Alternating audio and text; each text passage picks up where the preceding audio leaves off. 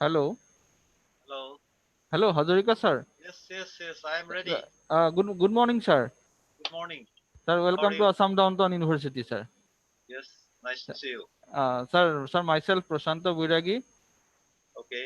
and Nice I am to meet the assistant IT professor of Assam Downtown University. you. Okay.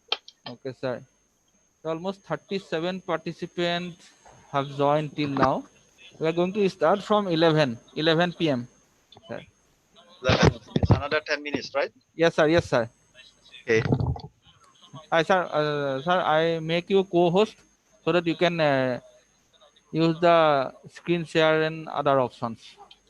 Shall I do the screen share now or 11 later? from 11, sir. You can. 11. Okay. Okay, I'll okay. keep. Okay. I'll Uh, keep it ready. Okay. okay, No okay, problem. sir. Sir, also I also sir make this on Facebook Live in our editive YouTube channel, sir. Sorry. I I cannot hear you properly. Maybe you Hello, can increase your mic volume a little bit. sir. Can you hear me now? I can hear you, but not very clear actually. Little bit. Maybe you're away from the mic. I'm not sure. 1 second, sir. Okay. Let Uh, let me check. Maybe I was the fault. Hello, Can you say hello, something hello, again now? hello, sir. Is it okay now? Oh, Maybe wait. your sir system volume is low. Maybe in headphone. Okay, can you Hello, say? sir. Hello, is Yeah, it okay, sir? yeah. Now I can hear. Yeah. Okay, Okay. okay. Okay. Sorry about that. Okay. The Moitri ma'am already joined, and right now, sir, BG Unni sir also joined. Uh-huh.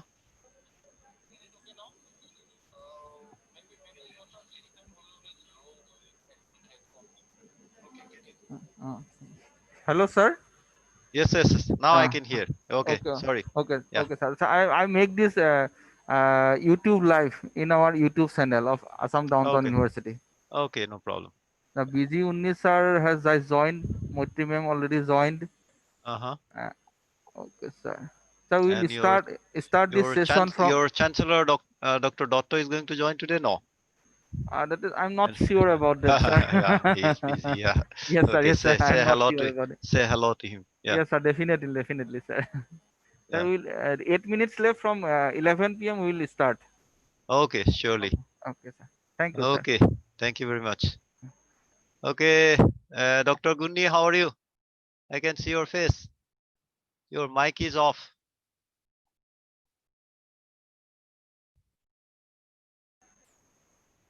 Your mic is off. Hello, Unis sir. Yes. Yes. Please unmute. I make you co-host. Okay. Uh, uh. Okay.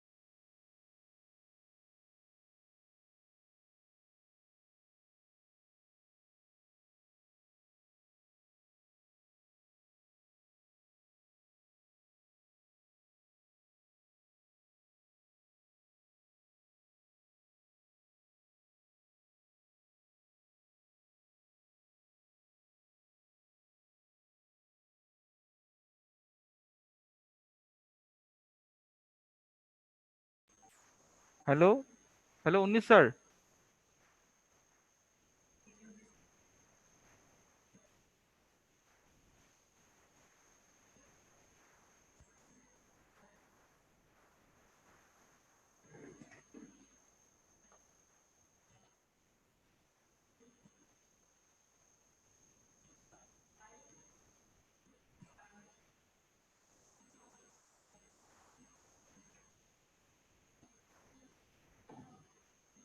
Sir, video on আছে.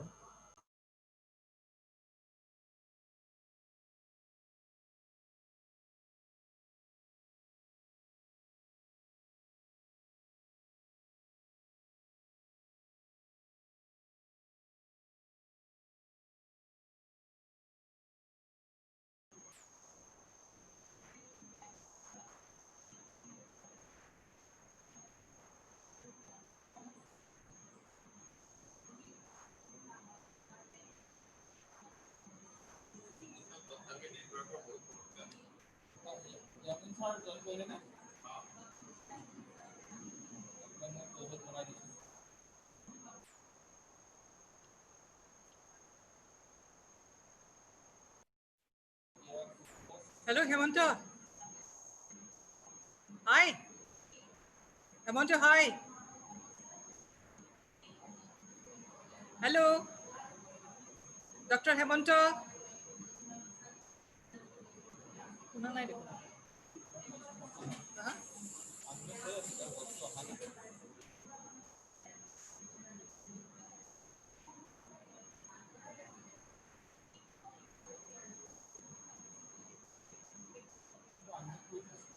কোনে? তেখেতে? Good morning. Good morning, Hemanta. কি খবৰ? এয়া। ভালে আছা? ভাল লাগিছে তোমাক দেখি পেলাই। Okay. আল্টিমেটলি হ'লগৈ আৰু। Ultimately হ'লগৈ.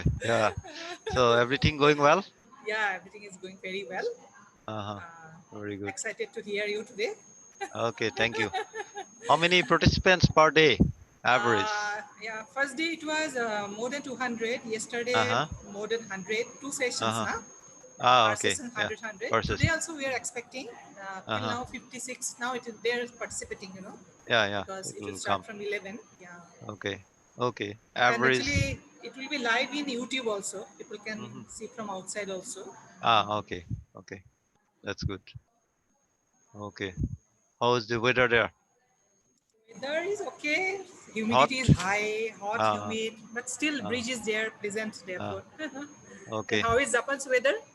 Oh, it's getting hotter day by day. Oh, Yeah, but still, it's okay. Bearable, not okay. unbearable. What Yeah. about humidity? What about humidity? Humidity is right now is not that high, but it's going to Okay, be high because we have rainy season already started. okay, So once it rains, the humidity will be high. Yeah, yeah. So it's okay now, right now, still. But it's about 31, 32 degrees okay. temperature. Yeah, 31, 32, yeah. yeah, yeah. Mm-mm. Quite high, right? Temperature? Yeah, in summer it goes up to 35, 36. Okay. Yeah, Oh, yeah, quite high. Yeah, but it's very small summer time, not that long here, so okay. it's okay. Yeah, Your now teaching is still online or for what? yeah, it's still online. Yeah, teaching is still Okay. online. Yeah, lot of preparation, extra effort you have to Extra make. effort, yeah. Yeah, yeah. How about yours? Yeah, here also means Uh-huh. our courses are finished actually. We're going to Ah, conduct our exams from exams. next month onward. Uh-huh. Next Uh, month, not onward and actually. how you are going to conduct the exam? Is it online or? Online. Already It's very, practical exams started actually. oh, practical exam online. Online. Somehow we are managing. Uh, There's no other way actually this time. yeah, yeah, but very difficult to conduct Very difficult. exams Yeah, very online. difficult. Yes, yes. Anybody can copy. Yeah, okay. I think we can start, right? Odisha is there.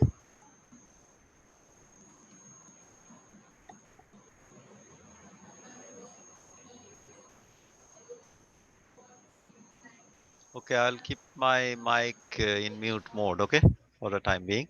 Yes. Okay.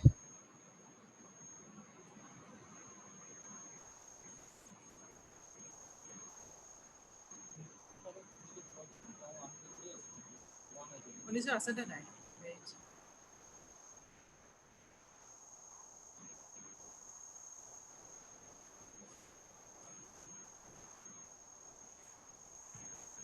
Hello. Hello, Unis sir. Can you hear me?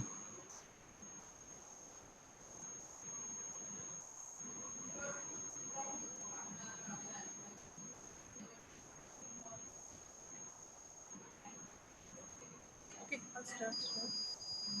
Sir, your mic is in unmute, but we cannot hear you. Oh, you are talking to me? No, No, no. sir. No, sir. Unis sir. Unis sir. Ah, okay.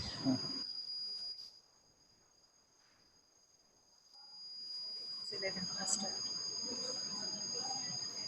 Hello, good morning, all the participants.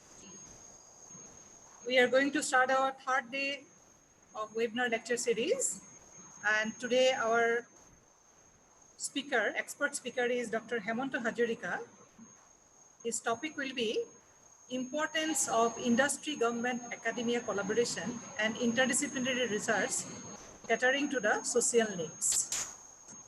Dr. Hemanto is the professor of Graduate School of Engineering, Faculty of Interdisciplinary Science and Innovation, Kyoto University, Fukuoka, Japan, and he is adjunct professor of IIT Madras, India. Now let me introduce Dr. Hemanto. I'll give you a brief introduction of Dr. Hemanto. Hemanto Hazarika is currently a professor in the Graduate School of Engineering and Department of Interdisciplinary Science and Innovation, Kyoto University, Fukuoka, Japan. He obtained his Bachelor of Technology degree in Civil Engineering from the Indian Institute of Technology, Madras, India in 1990. He obtained his master degree in Geotechnical Engineering in 1993 from Nagoya University, Japan, and PhD from the same university in 1996. Currently, he is also adjunct professor of IIT Madras, India. Professor Hazarika's research activity include disaster prevention and mitigation, soil structure interaction, stability of soil structure during earthquake and tsunami, ground improvement, application of recycled waste and lightweight material in constructions, stability of cut slopes and landslides, and protection against dam. He has more than 200 technical papers in various international journals and conference symposia. He has also authored 2 books on soil mechanics fundamentals and application, published by CRC Press USA, and its Japanese version published by Kyoritsu Publisher Tokyo. In addition, Professor Hazarika also served as the editor of 3 books: Geotechnical Hazards from Large Earthquakes and Heavy Rainfall, Earthquake Hazards and Mitigations, and Scrap Tire Derived Geomaterials, Opportunities and Challenges. Professor Hazarika has several years of teaching as well as practical and consulting experiences in Japan. He is also a foreign expert of the world's first research center on liquefaction research called the National Research Center for Liquefaction, which is established in Palu, Indonesia, aftermath of the devastating damage by liquefaction during the 2018 Palu earthquake. Now I request Dr. Hemanto Hazarika to start his lecture. Dr. Hazarika. Okay, let me share the file first.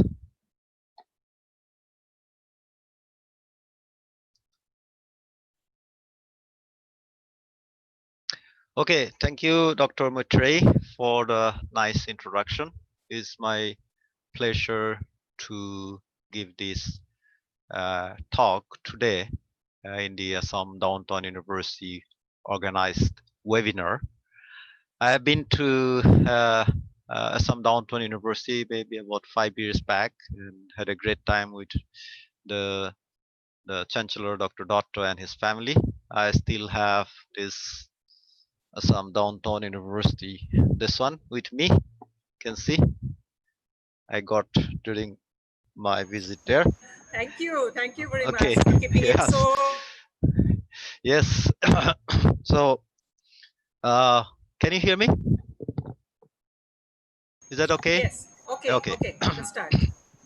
So thank you very much for providing me this opportunity to deliver this talk today. So this is the title. Title looks very much philosophical, but to be honest, I'm not going to talk any philosophy today because basically I'm a civil engineer by profession. So I'll be talking more on the practical sides. Okay, for philosophies we can read Vedas, Upanishads, and Gitas, and what else. Okay. Anyway, let me first briefly introduce what is industry, government, and academia interaction. we have this triangular interaction between industry, university, and government.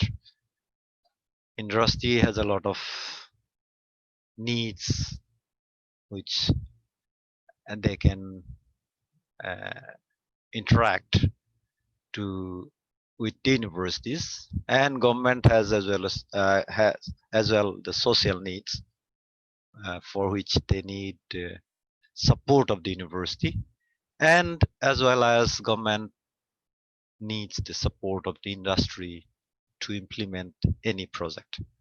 So we are in this triangular connection.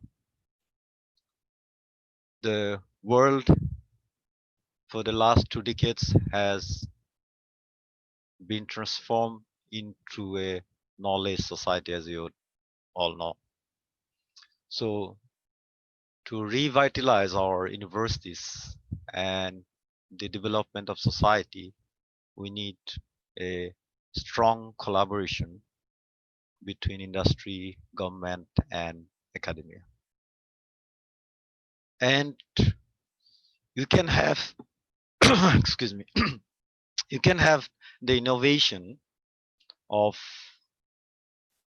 or in any disciplines, I should say, only if you enhance or strengthen the triangular collaboration between these three stakeholders. Now, what is the role of industry when we talk about IZA, industry, government, and academia? As you all know, we have now globalization and rapid transformation of our society, our values, our cultures, our habits due to information technology. And any corporate management needs to be prepared to respond to those changes quickly. And while responding to those changes, the industries must keep in mind that the universities are mere sources of human resources, but they must be the partners for the creation of unique technological needs, seeds of the society and needs of the societies, and for developing human resources.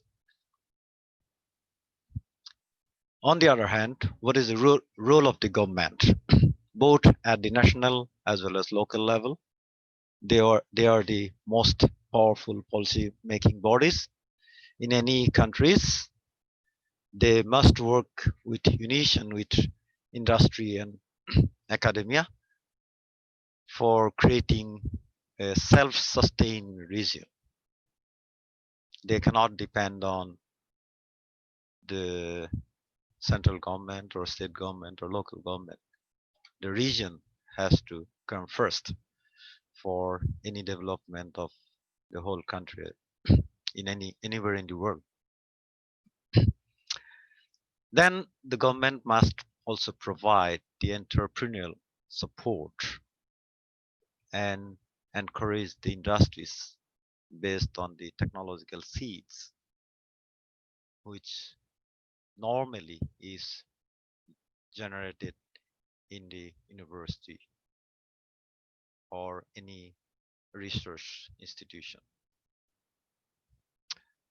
So in academia or universities or any research institution, regardless of our field or disciplines, we should always be aware that this social contribution is very much important. Our duty is not just to transfer the knowledge to the students, but also we must make effort to have a proper application of the research that we conduct. So role of academia, in these collaborations is to produce creative and practical human resources which delivers the needs of the industrial world.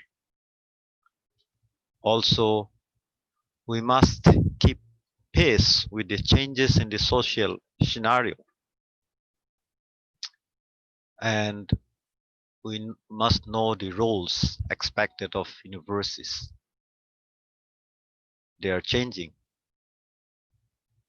They're different in the past, they are different now in the present, and in the future they'll be different. So university must play an important role in as a source of knowledge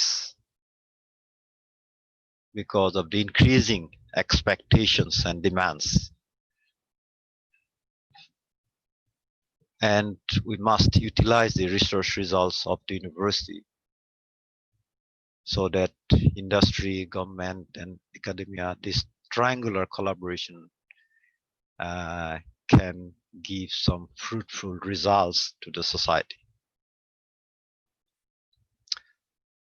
Let me show an example of the social needs of Northeast, a region destined to live with landslides and floods. I picked up this topic because I thought it's of very much relevance to the people of Northeast India. For the last 15 years or so, I picked up some few slides just to show you the landslide devastation caused in Northeast, different states. It is in Nagaland. 14 people were killed. Fortunately, zero COVID-19 death in Nagaland so far. Meghalaya, 12 people were killed. No death from COVID-19 so far. Manipur, 9 people were killed. No death in COVID-19 so far. Assam, just few weeks back, 3 weeks back, on June 2nd, 20 people were killed. Only 18 COVID-19 death in Assam. 8, I'm sorry, so far. Human lives are always precious, whether it is COVID-19 or landslides or flood or any other natural disaster or some other disasters. Okay, so we must not politicize those issues. I think the 20 people lives were equally important that of 8 people of a pandemic for which we have many unknown factors. Okay. This is the point I want to make. Okay, okay. After this 20 people dead, Chief Minister of Assam tweeted, deeply anguished at the loss of lives due to landslides triggered by incessant rain in Barak Valley. I have directed Kachor, Hailakandi, and Karimganj district administration and SDRF to step up rescue, relief operations, and facilitate all possible help needed to those affected. These are all very general statements they always make immediately after any disaster. Okay, there is nothing new about it. The point I want to make here is that about 6 years back, the same chief minister, I wrote 2 letters in 2 different occasions from here in Japan. I offered my technical advice and guidance for the same issue of landslides in Northeast. No acknowledgement, no reply. Personally, when I visited Guwahati, I made 2 attempts in 2 different visits to India. For 2 days, tried to get an appointment, never got it. So that means you are not trying to solve problems which have caused many days every year, floods, landslides, and you talk about only 8 dates every day in the newspaper, tweeting, causing people to panic. This is the main problems there. I in fact also requested IIT Guwahati, AC, and other institutions to form a team and apply some funds from Japanese government. No one took any interest. Anyway, so landslide is a major natural disaster. Just on the same day when 20 people were killed in Assam landslides, there's another landslide, no people killed in Norway. This is the Alta town. I'll show you the videos.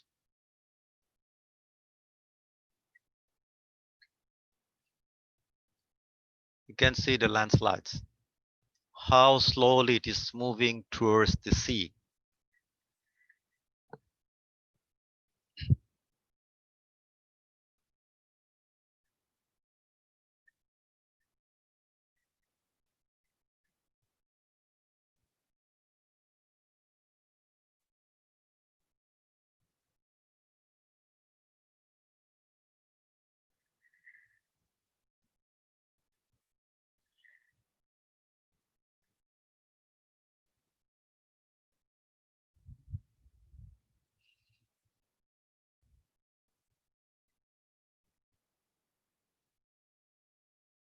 Look at the house here.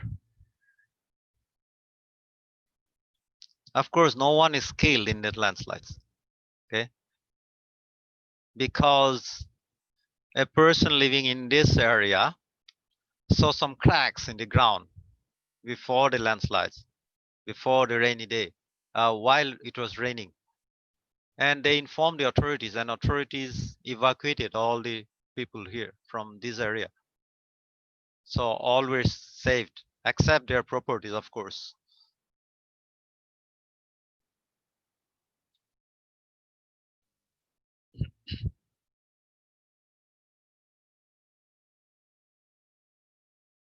I'll go a little fast, just because it's going on.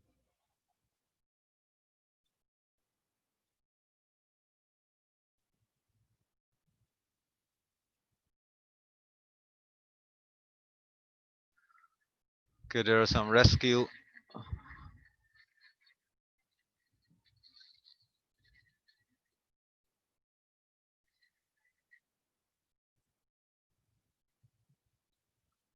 Then that's a rescue dog. Okay.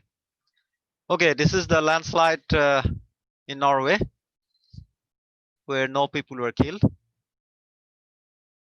Okay. I'll show you some other landslides in around the world.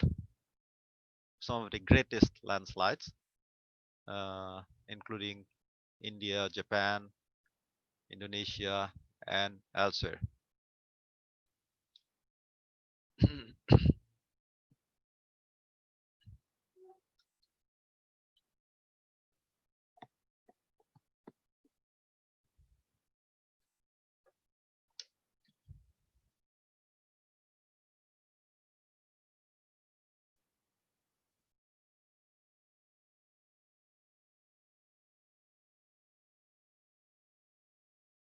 Another one here.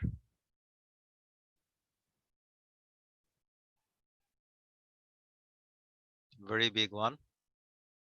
This is sighting in India.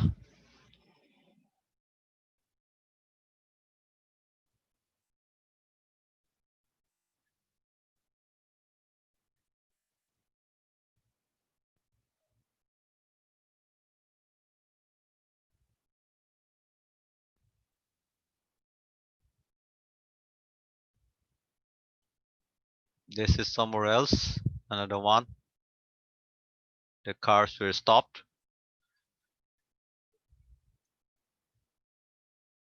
This is also in India.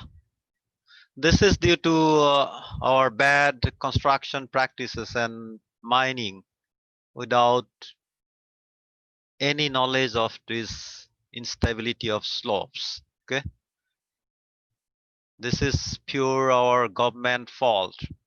They allow this quarrying or mining without any laws, rules, and regulations, and they construct a building here.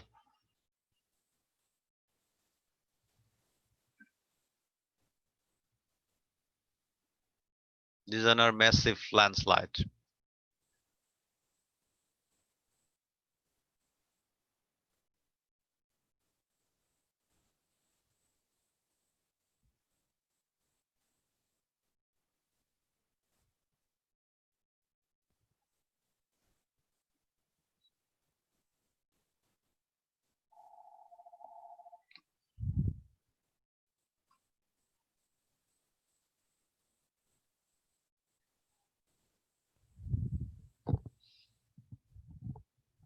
This is in Japan, actually.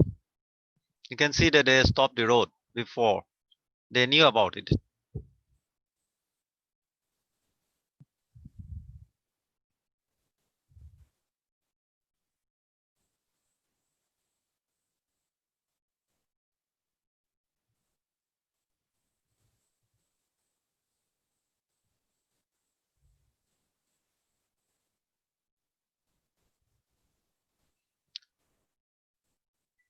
This is sighting in Indonesia.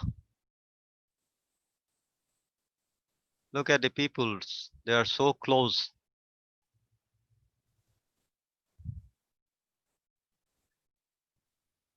This is the education we have to give to our people, especially in developing countries. So about the risk management.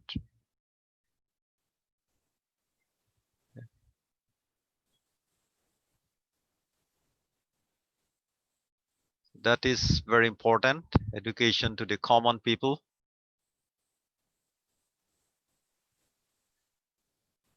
This is another one. Look at this house.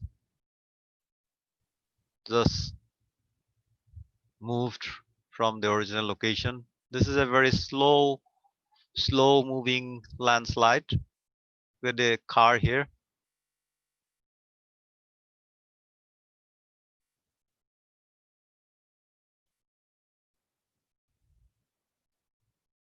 Look at the man here. He is more interested in his car than his life.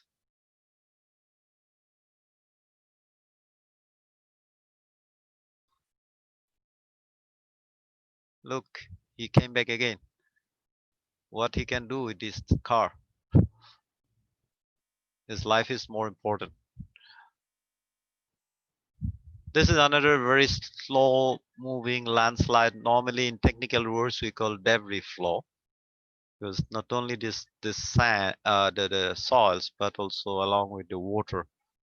It's called fluidized flow. Okay.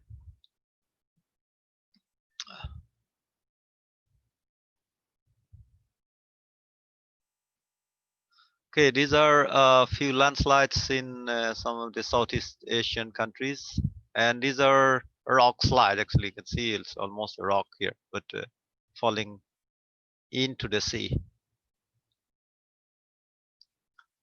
Okay, so this is the same one I already showed you in the other video. It is the landslides in Nara, Japan, which was recorded. Now,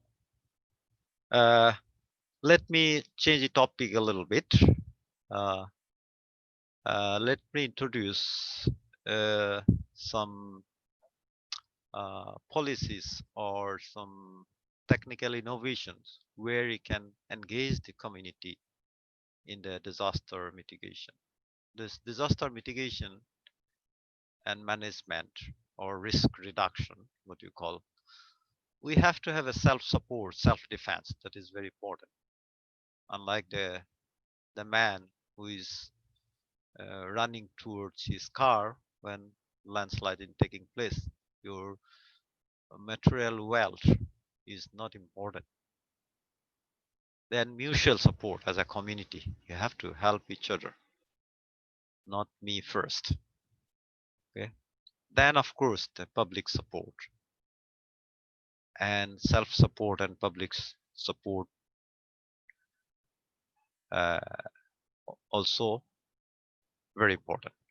Okay. So self-support means it is at the individual level. What as an individual we can do. Mutual support, the community level, what you can do in as a community living around that area. Okay. Like for example, I showed you the landslides in Norway in this month. So how one individual, by observing the cracks in the ground, saved the whole community from that landslides. Then the organizational level, whether it is government or private sector or research institutions, all this again another triangular connection. So you must maintain for any disaster risk management. Any disaster, not only the landslide disaster, whether be it natural or man-made. There's a concept called e-community map. I'm going to explain to you a little bit here. Okay, we have the users, which are the general public here. Then we have this map, which can be produced by some other institution, maybe a private company. Okay, we can have a portal site of disaster prevention information using some maps of that particular area, for example. Okay, where are the probable cause of landslide, where is the river, where are the roads, where are the other important infrastructure facilities, the houses, okay, hospitals, schools, all this information can be here. And those information even the users can provide to this site, this portal site. All the particular individuals. This is the self-support. Okay. Then we have the local government, we have the private companies, industries, and we have the research institutions, including universities. The local government can produce a hazard maps for a particular hazards, whether it is landslide, earthquake, floods, or volcanic disasters. It shows what are the areas which are vulnerable to this kind of hazards. So many government especially in the developed countries, they have this, and they give the local government, they distribute to the communities, and communities know in advance what are the places vulnerable during landslides, floods, rainfall, earthquake, and where we should go for evacuation in case of this kind of disaster. They have the server and they get all the information from the server. They give this information here. Again, private companies, industries, they can use all mobile application, and they are the stakeholders who can do all the traffic regulation. And research institution, we can have many research on landslides and floods, and we can as well have the data to share with the local government and private companies, industries. And at the same time, the users can give many information they have within their community to supplement the information produced based on the informations from government, private institutions, and academia. This is called e-community map. So it's a very good tool for risk communication. So what are the roles of e-community map? That they can acquire and display geospatial information. Anyone can add the information to the map and share it, and they serve as a good support system for decision making and also preparation of hazard maps and warning information. And this is a very good risk communication tool where we can use SNS, educate the people, community, and provide the information required at various levels. So for that, we need to educate the residents. That is very important. What is hazard map? What is landslides? What we should do, what we should not do. The traffic control, road management, also very important. As you have seen in the videos that in many cases the roads were closed, the traffics were controlled by the government. And government must give a warning information, evacuation order beforehand, like in the Norway landslide that you saw in the video. Okay, these informations, the responsibilities of respective stakeholders are very much important.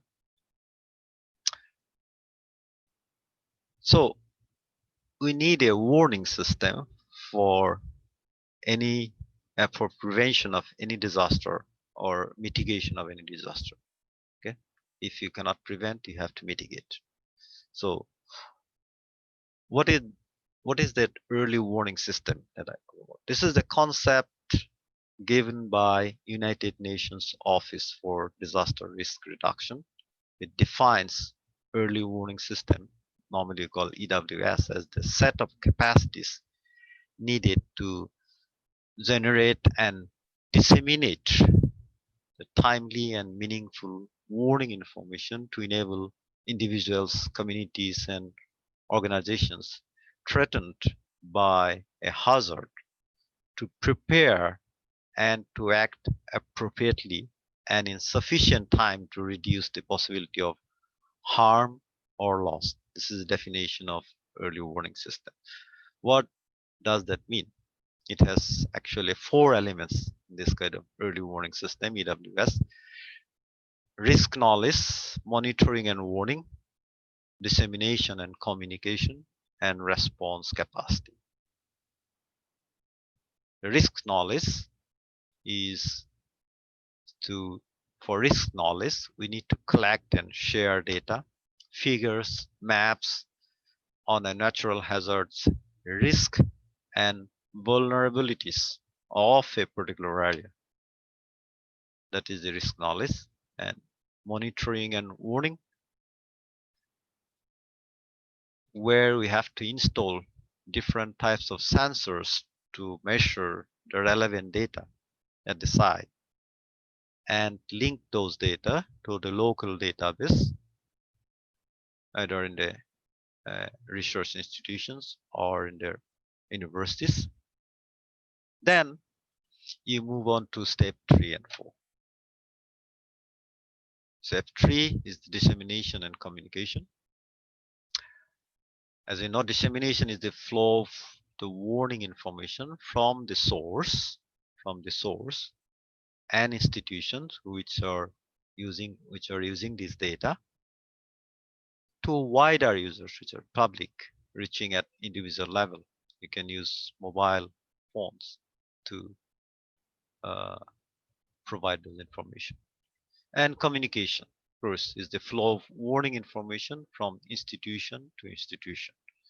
for example, from university to the local government or the private industries, the stakeholders who are involved, and from there to the local community.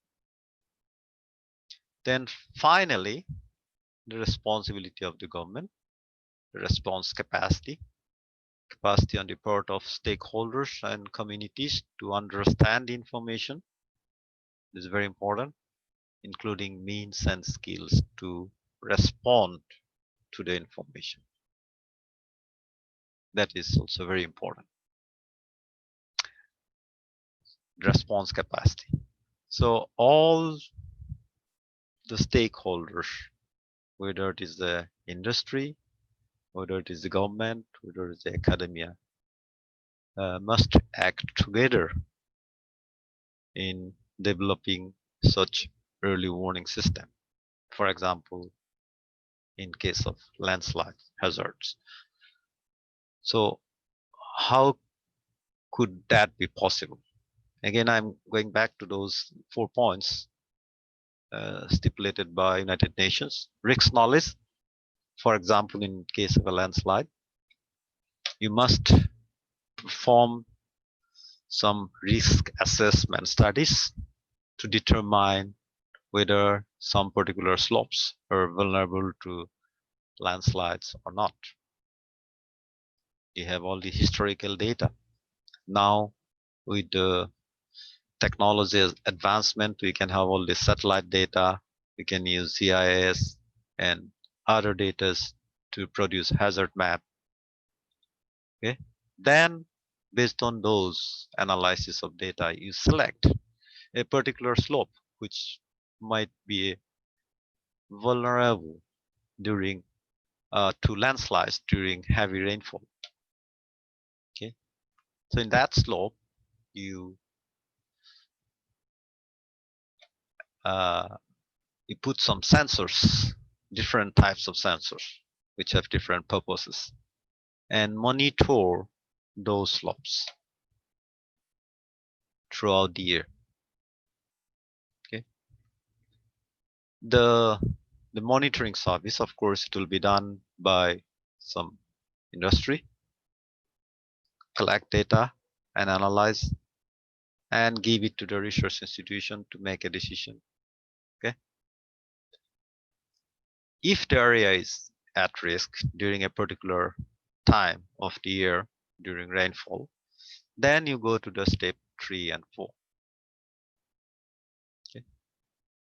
3 is the dissemination and communication. Okay, you come from 1 and 2. Here we use this IT technology, we call IoT, actually Internet of Things. So you have different sensors which will pick up different data from the sites, geological data, geotechnical data, geomorphological data. Then you can use those data, analyze, and if there is a danger, you have to disseminate those and communicate. We must have an alarm system, and you can use the Internet of Things, IoT, to transmit those data from the site to the server in the research institution. And based on that, if there is an imminent danger, then the local government has the responsibility to give the warning, early warning, give the evacuation order, and take appropriate action to mitigate the disaster. Okay, this kind of disaster very difficult to prevent. Only way to mitigate. So this is a kind of soft type measures to mitigate the disaster, to prevent the loss of lives and sometimes properties. So in a rainfall-induced landslides early warning system, you need to have a landslide hazard maps or GIS mapping. Okay. In advance for a particular slope. You have your home here, the slope. We don't know whether it is dangerous or not. We have to know. So we put some sensors here and evaluate risk first, whether this slope is vulnerable or not based on the historical data, and put the sensors, get the data. If we know that this is the highly vulnerable, then use your mobile phones, IoT, Internet of Things. If the sensors give some unusual data, then you can give an early warning, and then the people can evacuate. People can be evacuated based on the government response capacity. This is for a typical landslide, a rainfall-induced landslide early warning system. Okay. So having said that, let me now change the topic a little bit. What is interdisciplinary education and research? In early warning system also, we need an interdisciplinary approach, because this involves many stakeholders from various disciplines.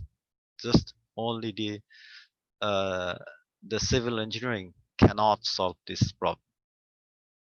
We need geologists, we need the mechanical engineering, we need the electronics, we need a mathematician. All these different disciplines must be involved. Why do you need the interdisciplinary education and research? If you look at this diagram here, we are living in a global world. We have three circles here. One is innovation, one is the interaction of the society, and one is the global communication. If you take a look at the subsets, we have different subsets here: a reflective, collaborative, experiential, and interdisciplinary. In the reflective part, you need to create some task framing skills. Okay? So your ability to frame tasks, to address the issues and explore the solutions. Collaborative. This is the practical teamwork skills. So you need to work in a team to discuss the solutions someone has devised and combine others' ideas and knowledge and skills. Work together to achieve a solution. And also the international communication skill. We need to talk to the wide range of people for a particular problem. Different people, different knowledge, different background. So all this again involves an interdisciplinary problem solving skills. Okay. So everything is interdisciplinary in nature for any problems in this world, whether it is disaster related, whether it is a natural disaster or man-made disaster or pandemic or any other problems. Okay, hunger, poverty, famine, all these things. We need to work together. Okay. So anyway, based on that, we have this, let me introduce our university a little bit here. We have a new department, in fact, the new schools of interdisciplinary science and innovation.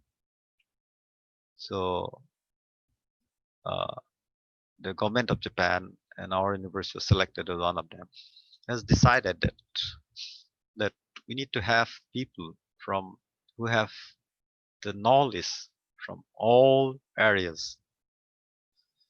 We have two areas which are from social sciences, linguistic and social science, and political science and economics. We have 4 different categories: people and society, states and religion. And then from science background.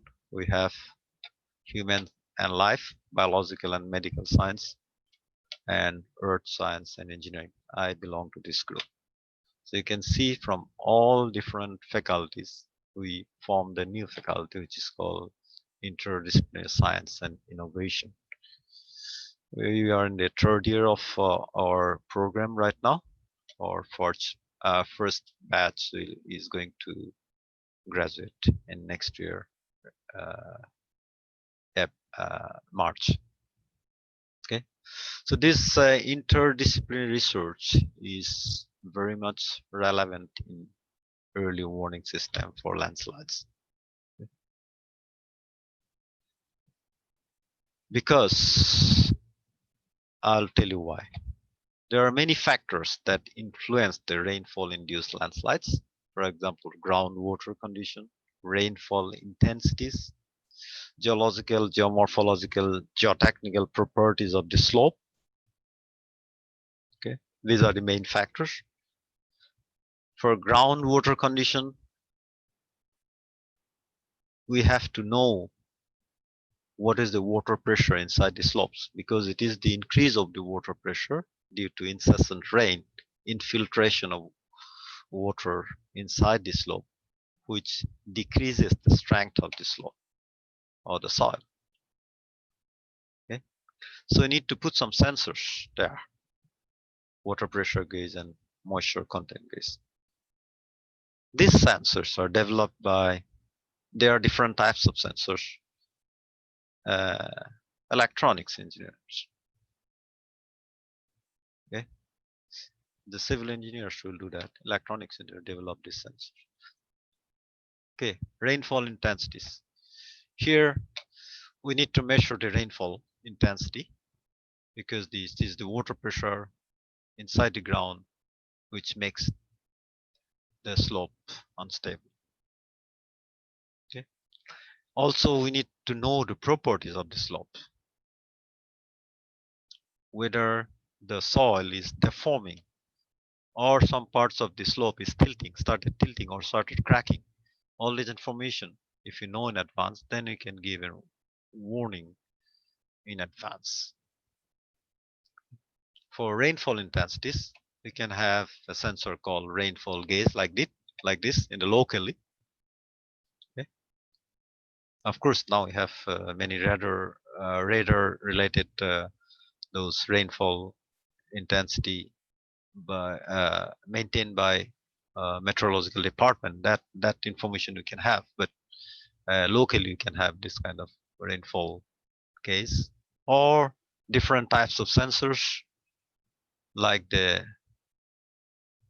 this kind of MEMS sensors, okay, to measure those properties within the ground to make an warning. Okay, this I'll come back later about how these are implemented. Before that, I'll briefly introduce the interdisciplinary nature of various projects internationally, and I was involved in 2 of those projects, and I'm going to briefly introduce those 2, then come back to that point again.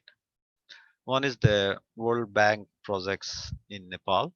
This project was funded by World Bank, improving the resilience of Nepal's strategic roads network. I was the leader of this project.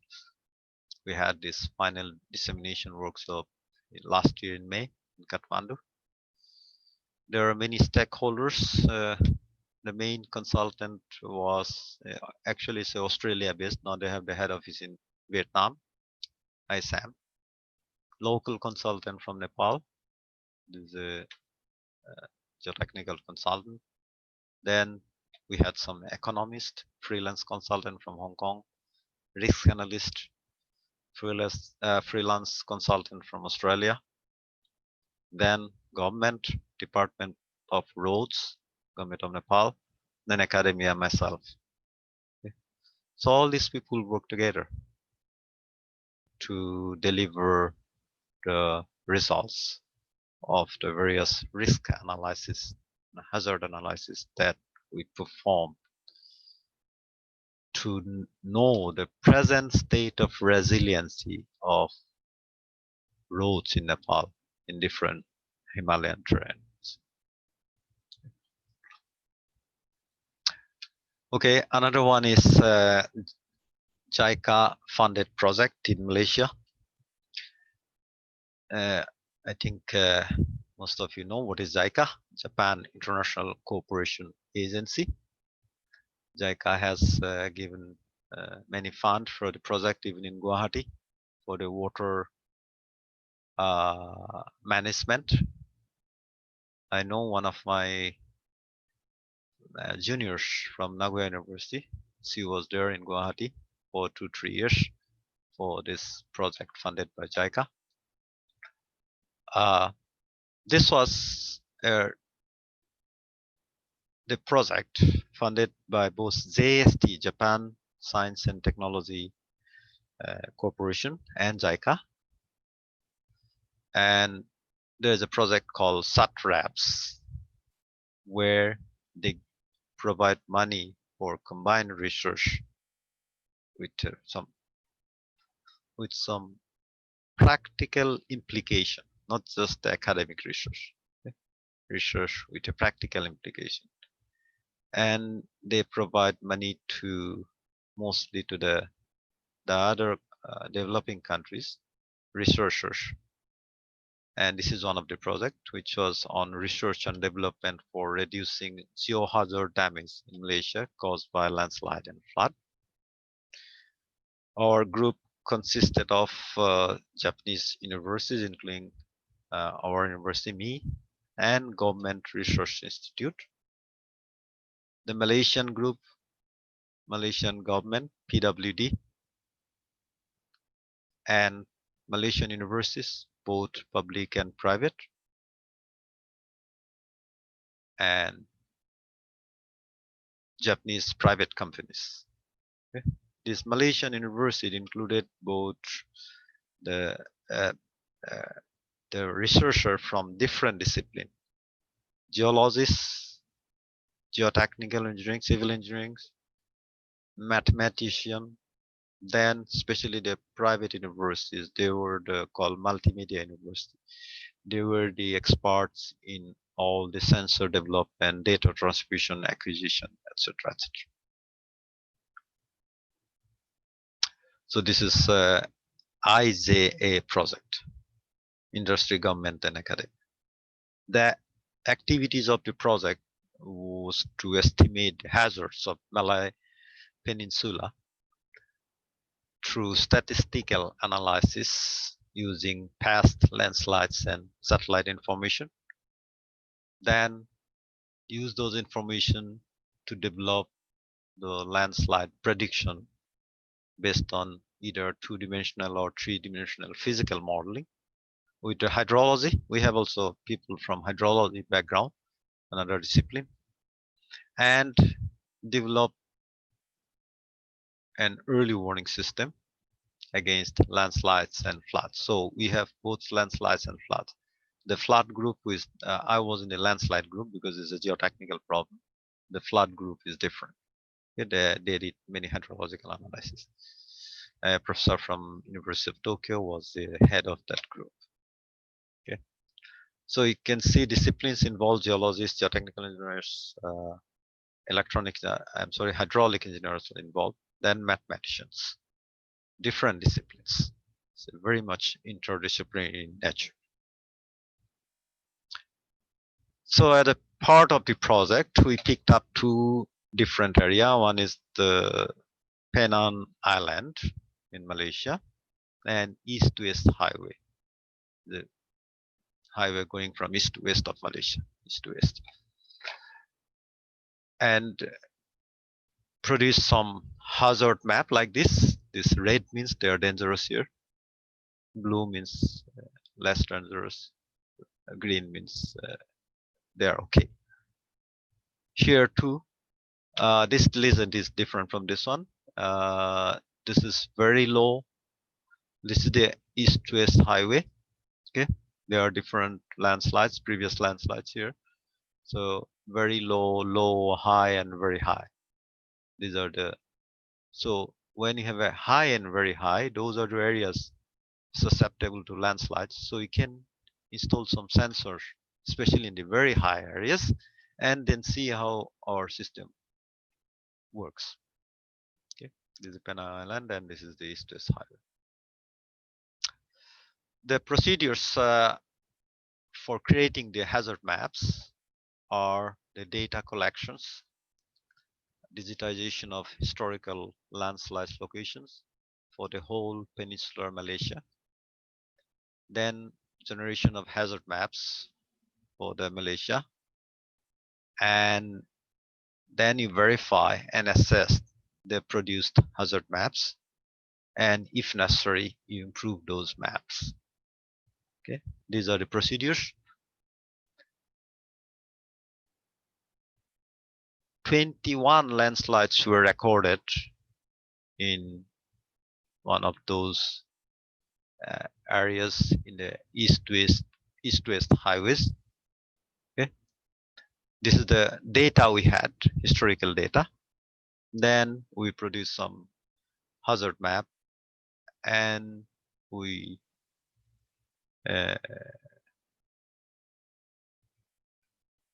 assess the accuracy of the hazard maps and the landslide location based on these data. For example, we have very low, low, high, and very high. This is the risk. Okay, so out of 21 landslides, we found that 17 were very high. 4 were very high, and 17 were high. Rest are low and very low. And accordingly, we categorized the high risk zone and low risk zone, or very high risk zone, like that. For prediction of the model, we collected data from monitoring sites using different devices. Then hydraulic and mechanical modeling were performed by hydraulics engineers and mathematicians. Then comparing and analyzing for this model, we either can have yes or no. If there is a yes in here, then we apply those in early warning dissemination. If our analysis and comparison do not give a proper prediction, then we go back, give the feedback, and change the model, and come back here, and then do the work in this loop. Okay, this is the prediction model. So you can see different stakeholders involved. 1, 2, 3. Okay, for collection of data at the site, we need to install various sensors within this slope.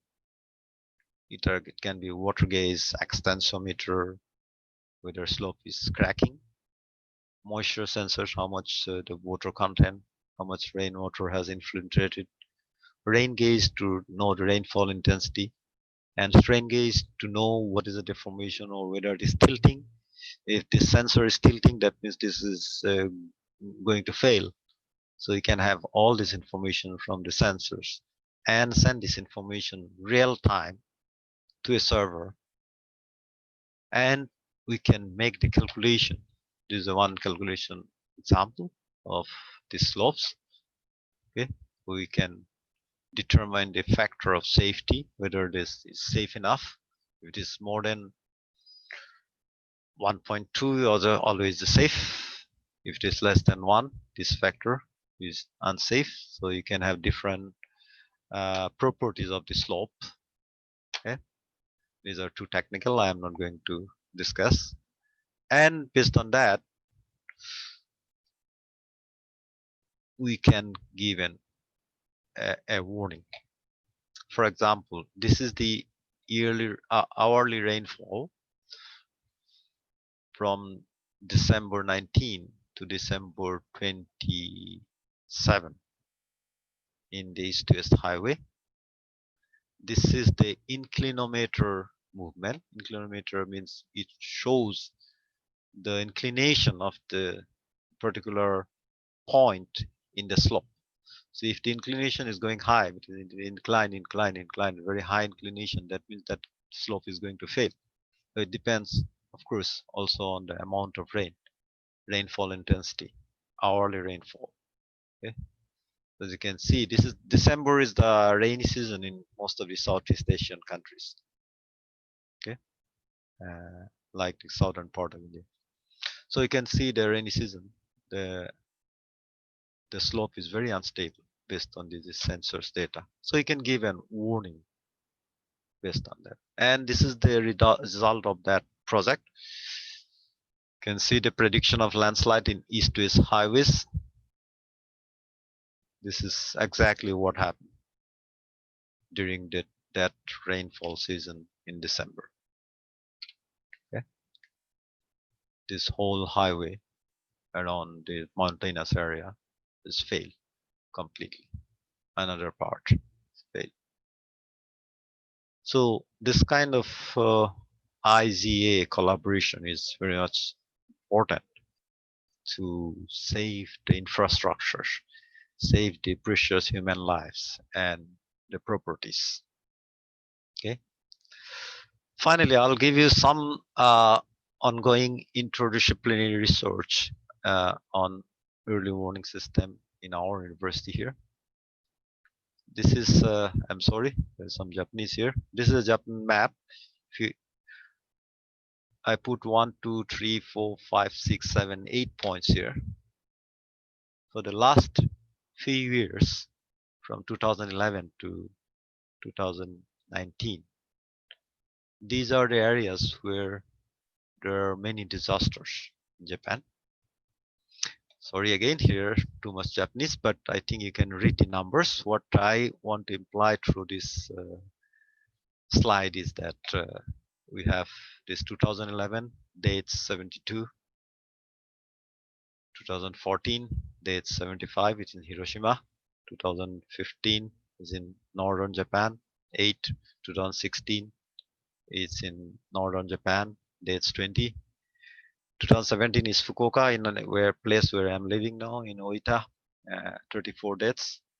18, whole of Western Japan, a huge area, about 220 people died.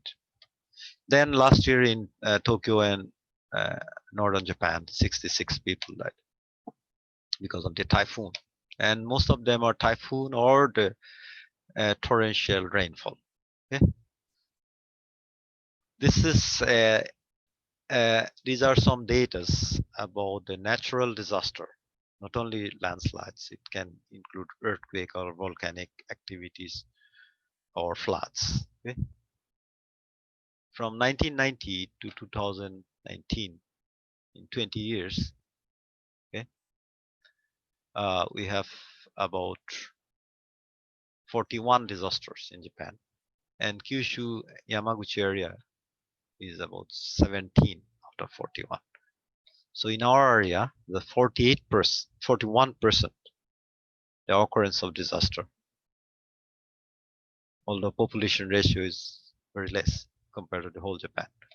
Okay, and that means if you calculate from based on this data, that means every 1.8 year there is a disaster in this area, Kyushu and Yamaguchi area. This is one example of rainfall-induced disaster. This is look at this data from 1600 to 1900. 300 years data is there. Okay, in Japanese offices, they keep the data from 1600. Yamaguchi, Fukuoka, Saga, Miyazaki, Kumamoto, Kagoshima. These are different prefectures within Kyushu area, Kyushu and Yamaguchi area. So you can see our prefecture Fukuoka, and next also Kumamoto, another prefecture in Kyushu. They are the most vulnerable areas as far as rainfall-induced disaster is concerned, this is the 2017 Northern Kyushu torrential rainfall disaster. It took place in July 6. We went there, we formed a team and went there on July 12 along with my students. You can see this is the big landslide. This river is completely blocked. It created a dam we call landslide dam, artificial dam. Look at this house here and this house here. In July 12, we went there. We again went there is August 15. See how efficient the Japanese engineers are. Within 1 month, this is completely devastated. The river is blocked. Now river is there, small river. Now there is a road. This house you can see. Within 1 month, this new road is built so that the construction work is smooth. Okay? This is a new road. You can see. So this is the need of the society. What I try to say is that so we have the need of the society. So we have to have some seeds within the university, local university, for the region. Tokyo University is not going to come to Kyushu to do that job. Kyushu University is the one of the biggest university in Kyushu area, national university. So our university has to take the initiative for the local issue. Nobody is going to come outside. Of course, you can take help from outside, expertise, knowledge, and other technological help, but the idea has to come from within ourselves. The purpose is to develop a low-cost sensor platform that can give an early warning against landslides, which will be shared to the local governments to reinforce their response capacities. This is one of the purpose. And we have to propose an effective index for risky slopes using and analyzing the data that we obtain from the data transmission system. These are the sensors we can connect. Then any sensors, they have to transmit the data using either your mobile phone or servers to somewhere else. We need to have a power generator for these sensors to work. We need to, but to keep it low cost, what we can do is you can have a solar powered battery. So this is a new technology for which I have no control as a geotechnical engineer, civil engineer. So I have to take help of our professors from Department of Electronics. Then there are many mathematical modeling, where again, I'm not a mathematician. So we have a professor from Institute of Mathematics for Industry.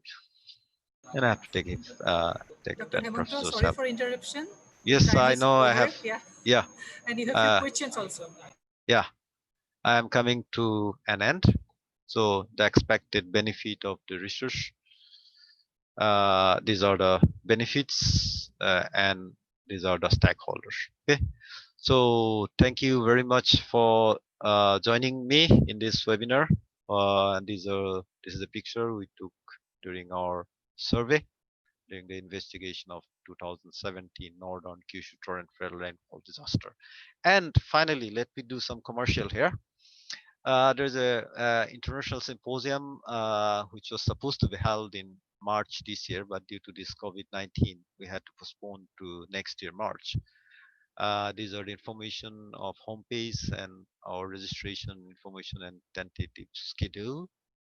Different teams. This is mostly on the sustainable development team, recycling, natural disaster and resiliency, and climate change adaptation and innovation. These are the different teams of the symposium.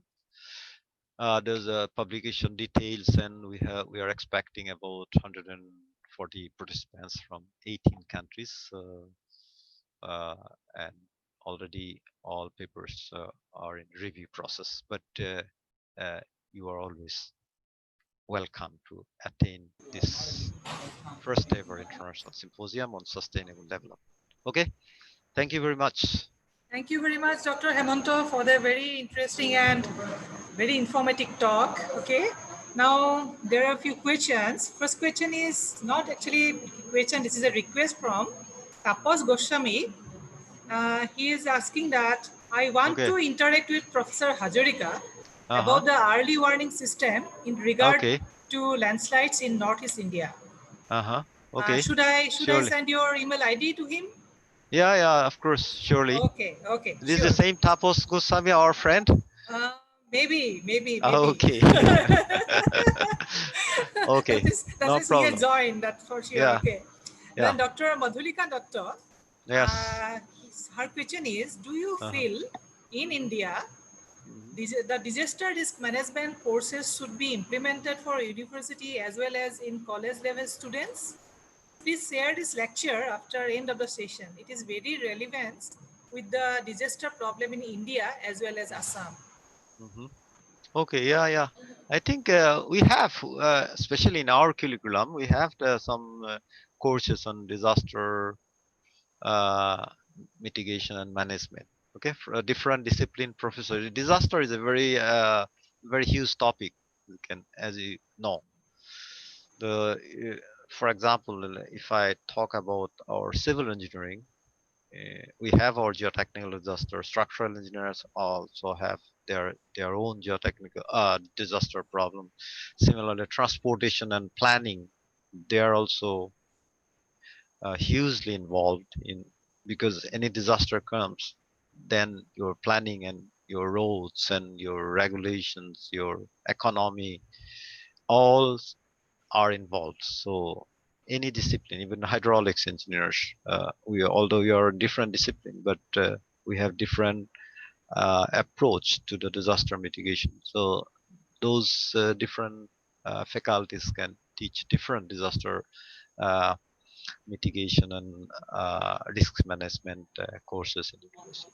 That should always be there. Yeah. Then the That's last a good. question is from Pranjit Kumar Bhuya. What are the Indian standard criteria for earthquake resistance design of such structure? Oh, that is a huge question. Yeah. I have to remember the whole Indian Yes. code to answer the question. Yeah, that is Okay, impossible Pranjit, to then answer. I will share his email ID with you. Okay, you can Yeah. interact with him directly. Yeah. Okay, and all others are writing that it's a very informative and interesting session. Yes, really, Thank you very much. Dr. Hemanto, it is a very interesting session. Thank you very much for giving us consent to participate in this webinar. Okay, and this is really informative. Thank you very much. Yeah, thank you for providing me the opportunity. Thank you very much to all the listeners. Thank you very much. Okay. Thank you.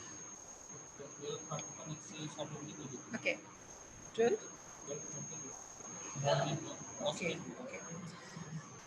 Okay, then participants, we are going to start our next lecture right now. Our next speaker is Dr. Sasindra Kumar Kakoti. Dr. Sasindra Kumar Kakoti. Is it in line?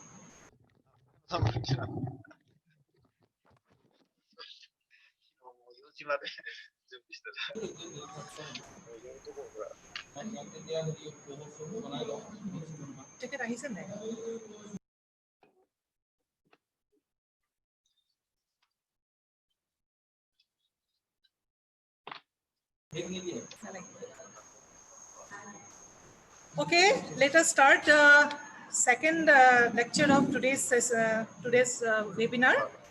Our speaker is Dr. Sasindra Kumar Kakoti. Hello, Sasindra.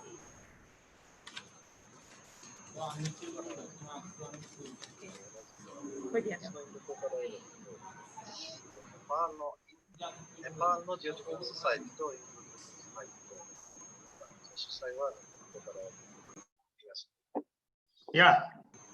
Okay. Are you audible? Are you listening me now? Yeah. Yeah. Yes. Yeah. Okay. Then let me give a brief introduction of Professor Dr. Sosindra Kumar Kakoti. He is graduated in mechanical engineering from Assam Engineering College. Then he got his ME from IISc Bangalore and received a PhD from IIT Kharagpur. He was a faculty member in Jorhat Engineering College, Assam Engineering College before joining IIT Guwahati. His area of interest include tribology of bearings, mechanical systems design, and rural technology. He is the founder, head of Center for Rural Technology in IIT Guwahati. He was the Dean of Infrastructure Planning and Management for more than 4 years, and presently the Dean of Resource Generation and Finance. He is also the coordinator of Rural Technology Action Group, Northeast Generation and Finance, Northeast since 2006 and regional coordinator of Unnat Bharat Abhijan. He is the present chairman of Institute of Engineers, Assam State Center. He has developed numbers of rural technology and implemented in different locations of Northeast India in particular. He has done numerous international publications in journals and conference proceedings. He has also successfully completed number of sponsored research projects funded by MHRD, MSJNE, DST, DSIR, NEC, MDonor, etc. Dr. Sosindra Kumar Kakoti, I request you to start your lecture.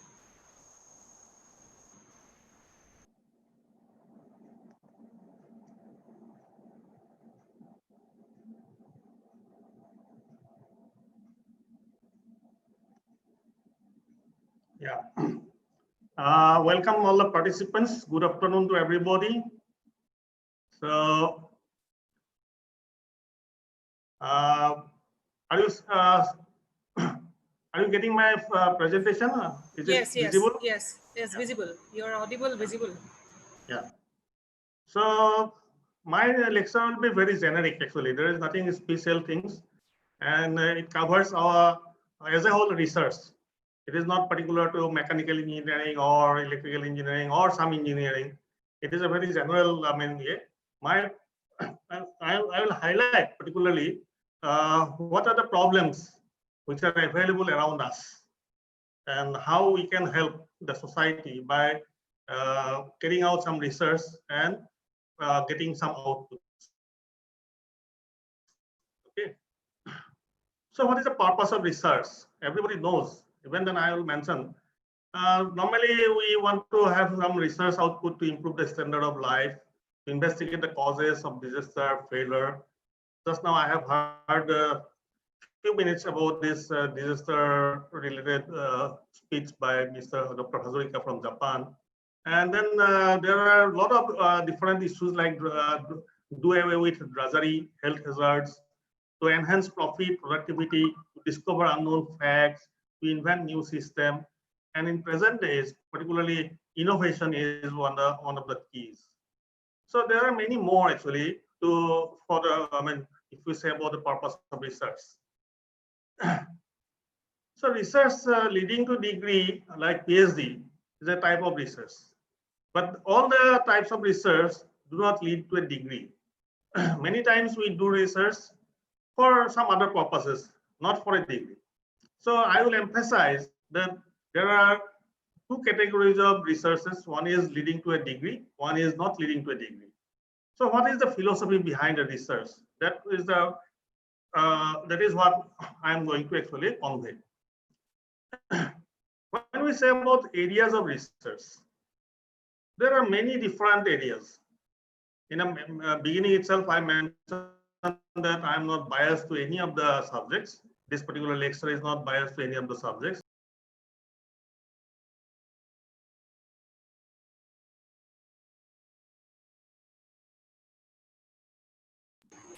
Your mic is, yeah. No, I'm not muting, but somebody is muting perhaps.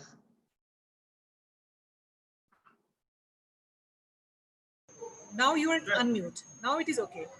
Yeah. So there may be basic science like including mathematics.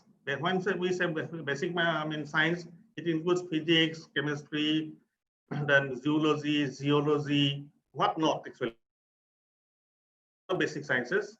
Then applied science. Then history also may be a area of research, psychology may be an area of research, anthropology may be an area of research, social science may be an area of research, health, hygiene, economics, technology, education, and many, many more different areas of research may be possible.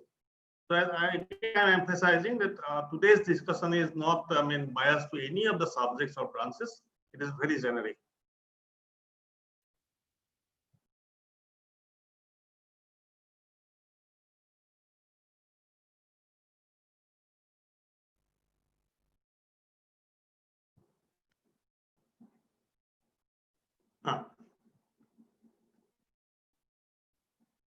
So what is the present scenario actually? How do we find out the research problems? You will find this is a fact actually. Many researches are carried out in academic interest. You'll find the research is done, some publications are made, and however, there's no tangible benefit out of the research. In many cases, you'll find this type of research. I'm not saying that all the research are like that, but many researchers are like that. That is a fact. Then research outputs remain in lab and library. Even if it is a tangible, something you are achieving out of the research, you'll find most of the times it is either in the laboratory or in the library in form of the thesis or the report. Then searching research problem in international journal is the trend. Normally we go to the international journals of that particular subject, and then we try to find out what is the present trend, what are the present problems.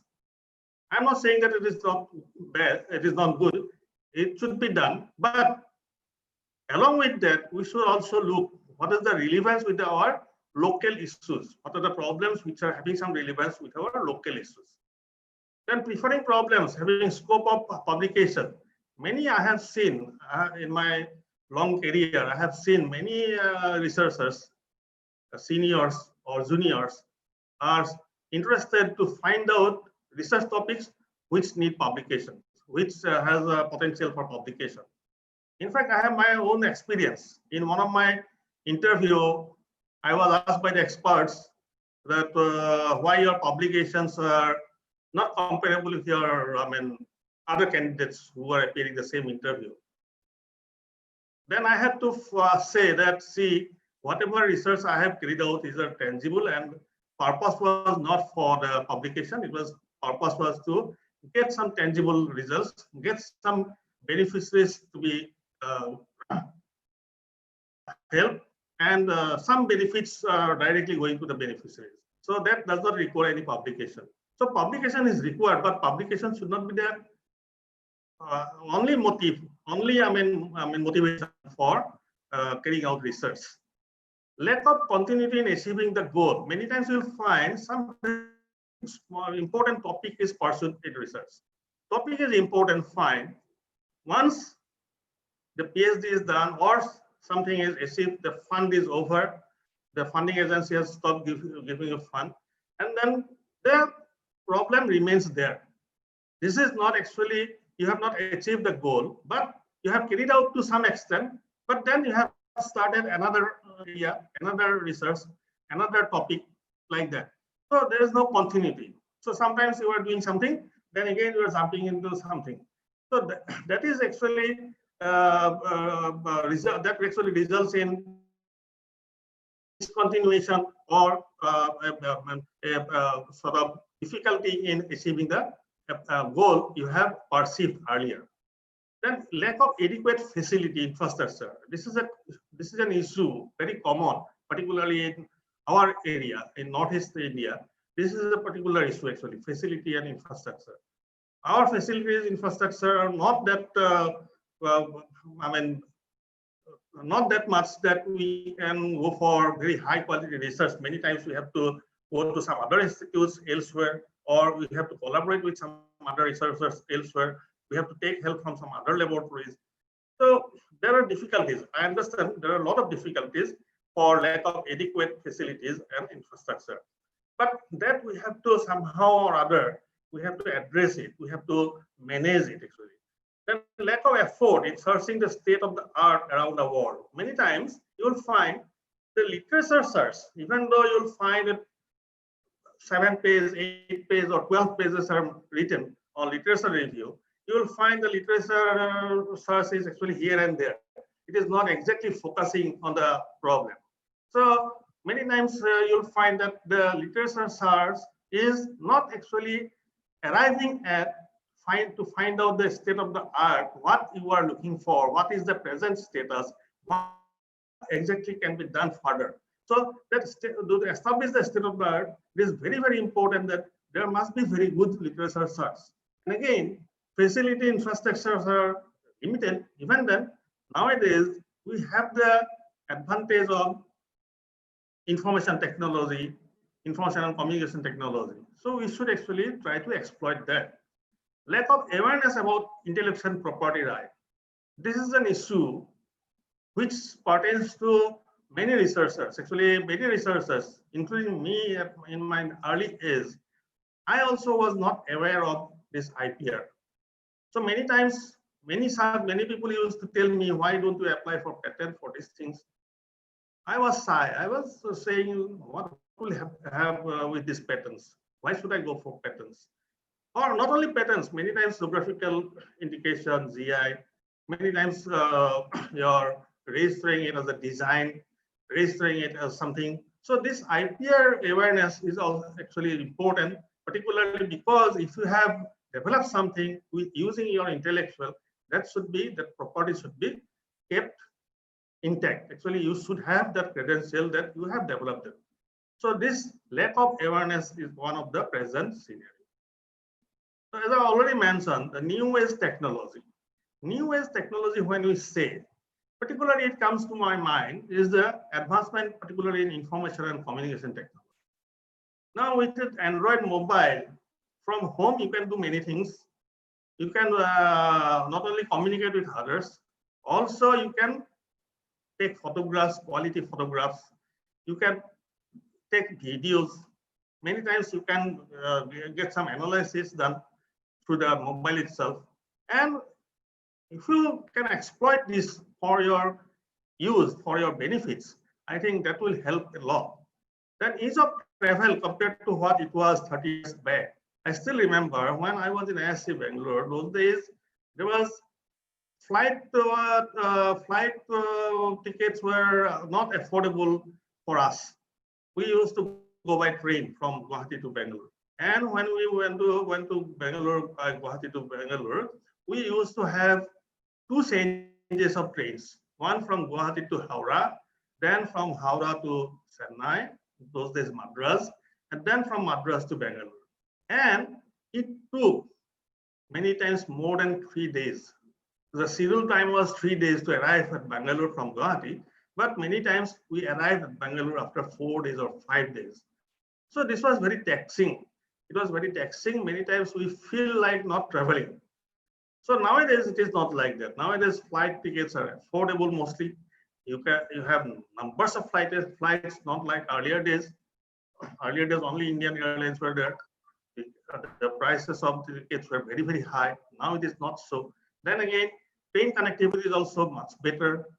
So that way, even traveling to your local places, I mean within the Northeast itself, compared to what it was earlier, it has been now different because you have different modes of transports. Then accessibility, library offline and online. There are now in Northeast, particularly in Guwahati, you will find numbers of libraries are there, including IIT Guwahati Library is a good library. There are universities like Downtown University, Don Bosco University. There are many other universities. You will find a lot of libraries in and around. So besides that, you can go for some search engines. You can find out some internet resources to get some information. And so these are accessible, and we should take advantage of this type of new age technology. So researchers should take advantage of new age technology. That is what is my message. Then I always emphasize on teamwork. Why teamwork? Why it's not been individual research? Why a team should be formed? You will find if you have a problem in your hand, and if you are, for example, you are as an environmentalist, you will find the same problem has some issues which can be addressed by an economist, which can be addressed by some technocrat, or it can be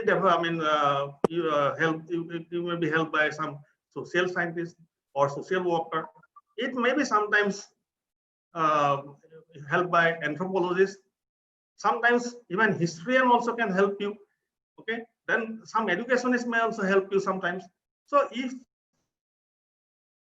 you find out the problem can have different facets, if you can team up with those people who can supplement or complement you in your research work, I think that will be giving you good output, which will be tangible, which will be beneficial for the end users. And a single research, as I already told, research problem may have different facets. Teamwork is the solution to such research problems. Then another issue is funding. Funding, nowadays I have found there are many funding agencies. Government, non-government, national, international, you will find there are many funding agencies. Only thing, what you need is to write the research proposal in standard format. Many of the organizations are having their own format, highlighting what will be the outcome, who will be the beneficiaries, and what is the novelty of that particular work. So if you can convincingly write the proposal, there's not much difficulty in getting funds. And whenever funds are required, I have found even I am also a reviewer of many funding agencies. Not many, quite a few funding agencies. I am a member of the PSC Project Appraisal Committee. So I have found many times many proposals come with fund budget estimate, which is not actually based on the real facts or reality. Many times these are extrapolated, exaggerated. Many times they do not know exactly how much they can spend. And I have also seen in my life, in and around me, those people, sometimes you are getting a 40 lakhs of grant, but you could spend only say 15 lakhs of the grant. You could not spend 25 lakhs of grant. It should not be like that. It should be realistic. You should take help from somebody who is experienced, who can help you in developing this. The budget component is very important because many times, many funding agencies, even they are interested to fund you, they have a limitation. They cannot go beyond a particular amount. So those things also should be looked into.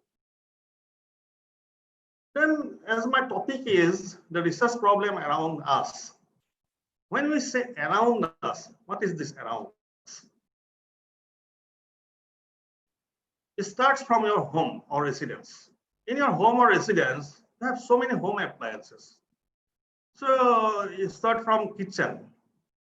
You have a burner, maybe LPG burner, or maybe a induction cooker, or maybe some other cooking units, or you are having some mixer grinder, you are having maybe one micro oven, or you may be having many other different types of utilities.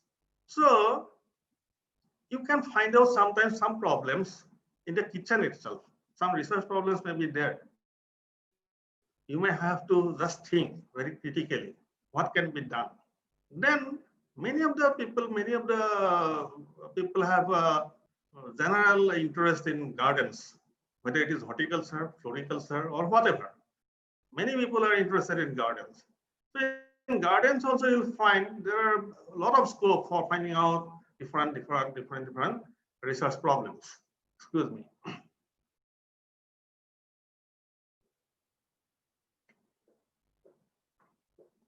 Then many times you'll find we are not happy about our roads. We are not happy about our connectivity. We are not happy about our travel modes. And whatever are available, there are always scope for improvement. And as a researcher, you may sometimes, if it is your area, you may sometimes find some research problem out of that. Then drains. Drains, nowadays people are saying that drains are a lifeline of a city. Drains are a lifeline of a township. So then how the drains are designed, how the drains should effectively carry the whatever should be from and to, from the source to the sink, how this drain should actually function. So this will give some food for thought. Actually, this food for thought may result in some research problems. Then everybody is going to markets, maybe shops, markets, malls. So you'll find a lot of different things there, a lot of different issues. Okay, from there also sometimes you may get some research problems. Then nowadays I have seen many are interested to work in energy area, energy sources, instead of electricity, what can be used, what new energy sources can be used, whether it is solar powered battery or other sources, biogas plants, wind energy, so many things. There also you'll find there are so much of scope for finding out research problem from these. Then vehicles. There may be a bicycle, you may be having a bicycle, you may be using some rickshaws, you may be using some two-wheelers, maybe scooter or bike, you may be using some auto rickshaws sometimes, you may be using some lorry for carrying something, you may be seeing some trucks, dumpers, then the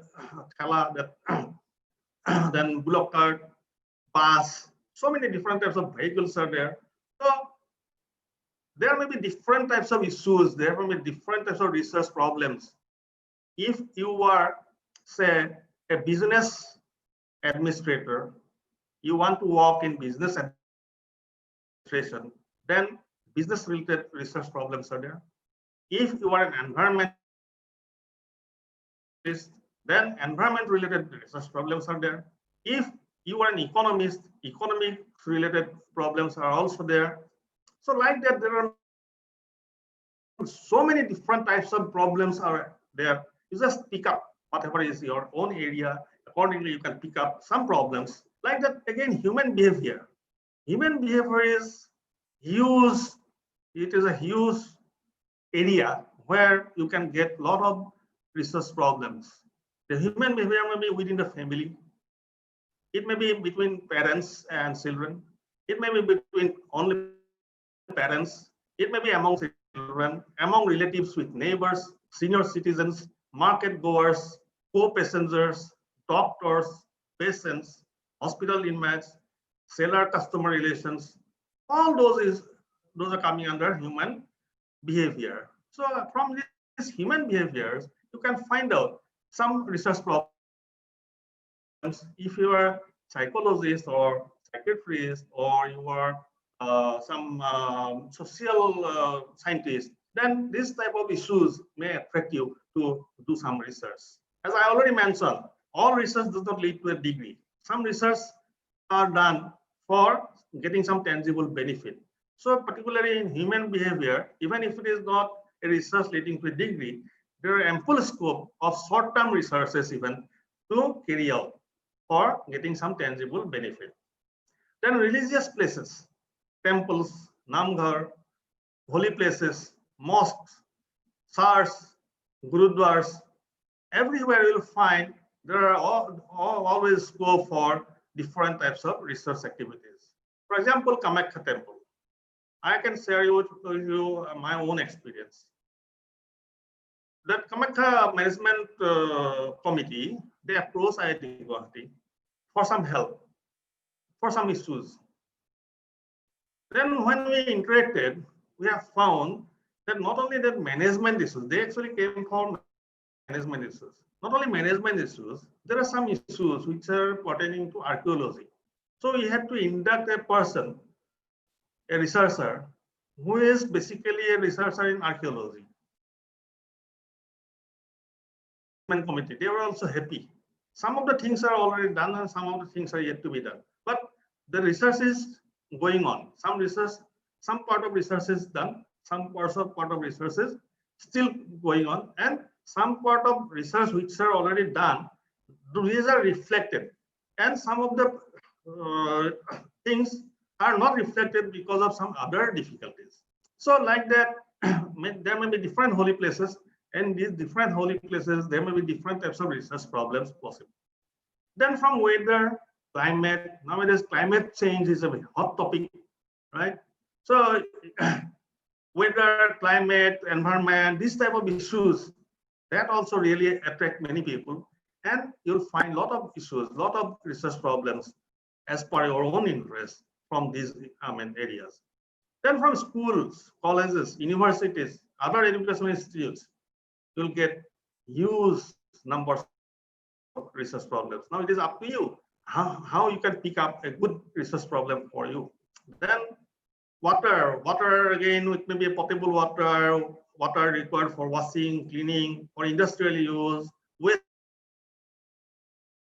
Wastewater is now a hot topic again, right? Not only wastewater, we have solid waste is a hot topic nowadays. So these are the areas where we can get some research problems. Then clothes, for dressing, for furnishing, for utility, for decoratives, for many other purposes. There are different types of clothes. There are a lot of research going on actually. Then the fashion designers are also doing some research on this. So these type of areas are there. I will just come up with 2 slides to give some examples with my own experience. These are a few photographs showing that agriculture and some fruits or some products, some yields. So here you will find 49% population employed in India in agriculture, and 60.45% land area under use. 16% of GDP is contributed from agriculture. However, people say there are many inefficient systems involved in agriculture. Now, how to improve that? So, what are the different issues? What are the different problems? Okay, how this technology can penetrate into agriculture? How the farmers can be benefited? How they can be helped? So this is an area. So I'll come up with some problems what we have been handling relevant to this. Then I will show you a few things like the 2 bicycles I have shown. One is for gents, one is for ladies. These are for vendors operating in rural areas. You know, in rural areas, you'll find some vendors going from door to door for selling different items. So these 2 cycles, what is the specialty of these 2 cycles? These 2 cycles, the gents one can carry 2 quintal, 200 kg plus, and the ladies person can carry 150 kg plus, and still you can drive it. And we have tried it with banana bunches. 14 banana bunches, 14 big banana bunches can be loaded and can be driven even in hilly lakes. These cycles are not readily available in market. These are the output of our effort. We have developed these cycles. We have distributed in some clusters. We have taken the feedback from these users, and we have found that all those people who are using these bicycles are really benefited. And also the effort-wise also it is not that more than what is the regular bicycles. So cost-wise is also it is not very high. The cost is not very high compared to the bicycle normally people use. The third diagram is a eri cocoon opener. You know, eri, which is known as a vegetarian silk, which is available, which is produced rather only in Brahmaputra Valley of Assam. So this particular eri silk, the processing of this eri silk is very difficult compared to Malbari silk, that means path, and muga. Malbari silk and muga silk, the processing is not difficult because the pupa, that cocoon, that is not broken actually. So When you draw the fiber from the cocoon, in case of muga and mulberry silk, these are continuous thread you will be getting. However, in case of eri cocoon, the cocoon is actually broken. The pupa comes out of the cocoon by making a hole. So the fibers are broken. So you cannot get a continuous thread from this. And besides that, the processing of this particular eri cocoon from eri cocoon to the thread level, the traditional process is very, very cumbersome. What we have found, many artisans who were earlier working in this eri, eri trade, they shifted to some other trade because they were earning much less compared to other trades. So when we are approached about whether we can help these artisans, then we came up with this eri cocoon opener. And as I mentioned earlier, that teamwork actually pays. In this development of this eri cocoon opener, Mr. Uddhav Bharali, Padma Shri Uddhav Bharali, originally he was also involved. We have taken him into the fold. He was in the team. So initially he also had developed, he has also given his thoughts, and he developed the first model of this eri cocoon opener. And later on we have developed further this eri cocoon opener. This has combined the three basic stages of eri processing. A traditional method, there are 6 stages. So the first 3 stages are combined together in this eri cocoon opener, and the productivity is also increased. The ease of working is also there. So that way, this eri cocoon opener has changed the scenario. That it has the benefit was given to benefit went to the artisans who were, many artisans came back to this particular eri trade. The next photograph is a power loom for weaving muga fabric. You know, muga is very costly. The color is golden. Its price is also golden. The price is compared to gold, you know, and it's very popular, you know. But muga was always hand woven. It was done in handloom only. Power loom, many people tried but could not do it. So Mr. Dulal Chaudhary, he got a patent by modifying the power loom, existing power loom, to weave muga. And then we implemented it. We have actually 4 looms in Amingaon. Now also it is running. We commissioned it in 2011. Last 9 years it has been running. We have 4 power looms where we are actually weaving muga. So this is an outcome by research. That is what I am trying to tell you. This is actually solving our own problem, our own issues. Then I mentioned in one of my slides, what is the philosophy? The philosophy, to me, I do not know about others. To me, philosophy is societal development. So I also realize that nation develops when all cross-section of a society develops. If any of the cross-section of the society does not develop, then as a whole nation cannot develop. That is what is my understanding. So we always work on this philosophy. We try to find out research problems following this particular philosophy.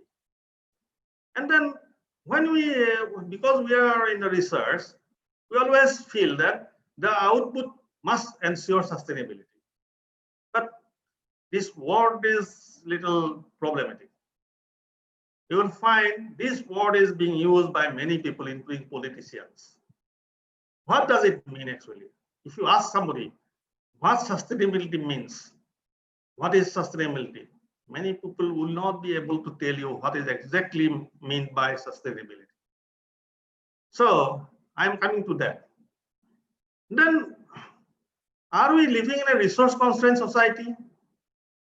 I think yes.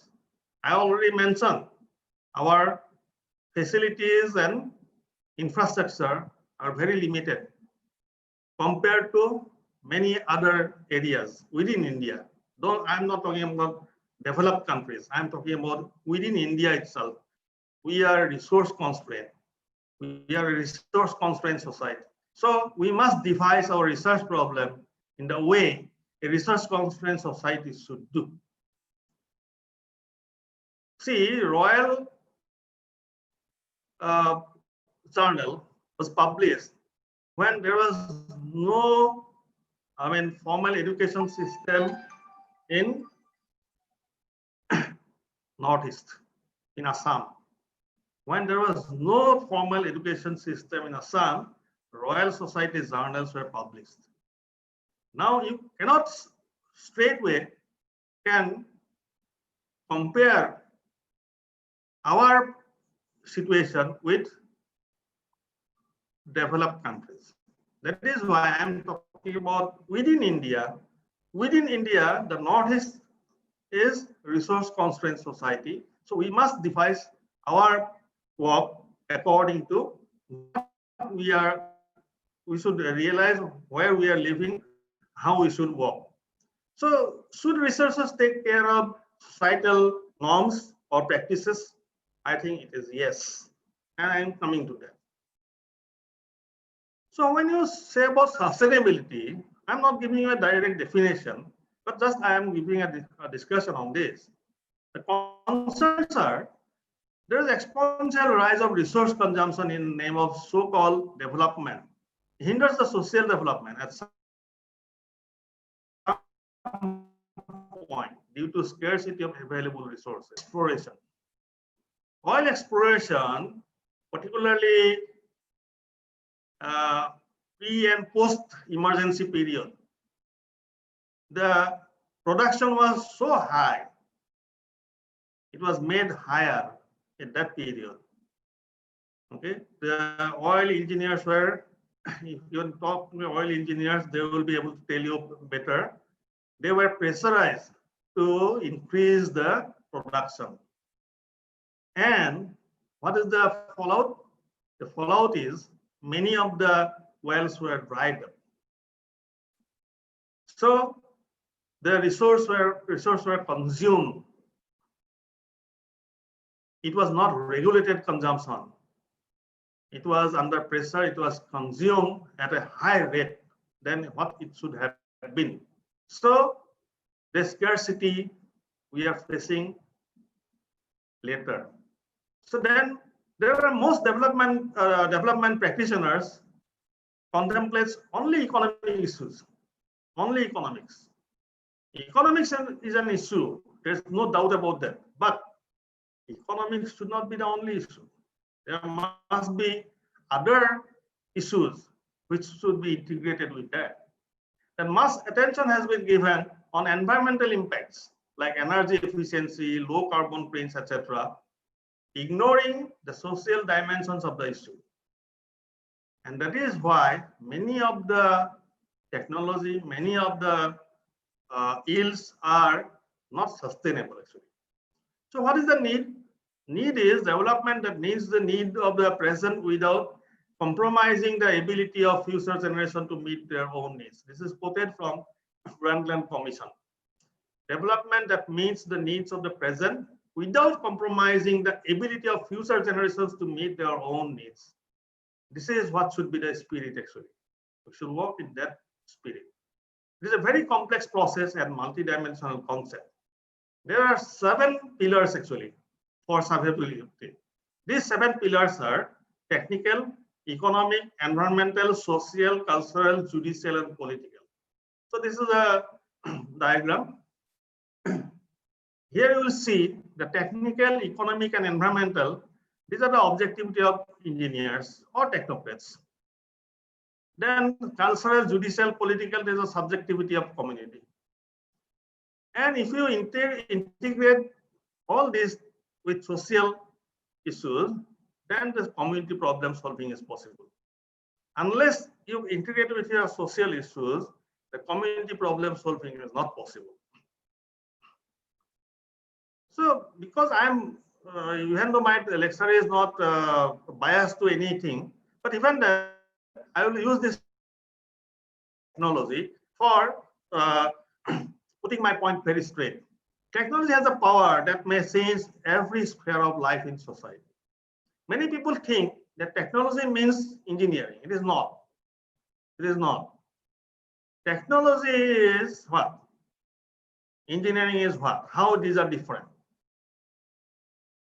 Engineering is something different from technology. Yes, engineering is part of technology. But technology involves not only engineering, it also involves science, it also involves economics, it also involves many, many things, environmental issues, economic issues, many, many things. Taken together is technology. That is why engineers, technocrats, researchers, who actually bring the real sustainability to the society. All technologies somehow or other carry some risks. It may be foreseen or it may not be foreseen, or it may be very little understood at the initial stage. Conversely, the benefits of technology may be far greater than we can foresee. Respond to these uncertainties by attempting to maximize the benefits and maximize the risk of technological, minimize the risk of technological change.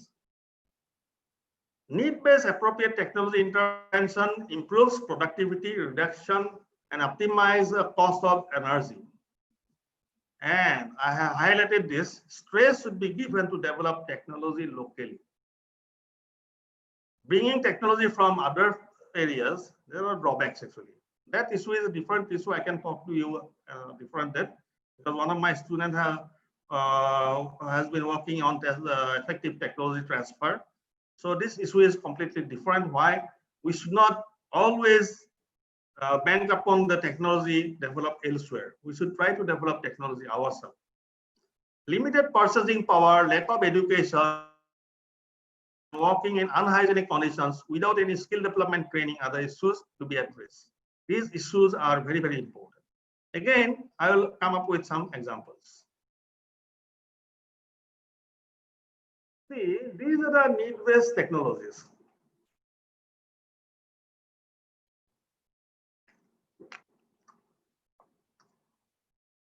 These three machines, the first one is hand-to-bobbin weaving machines.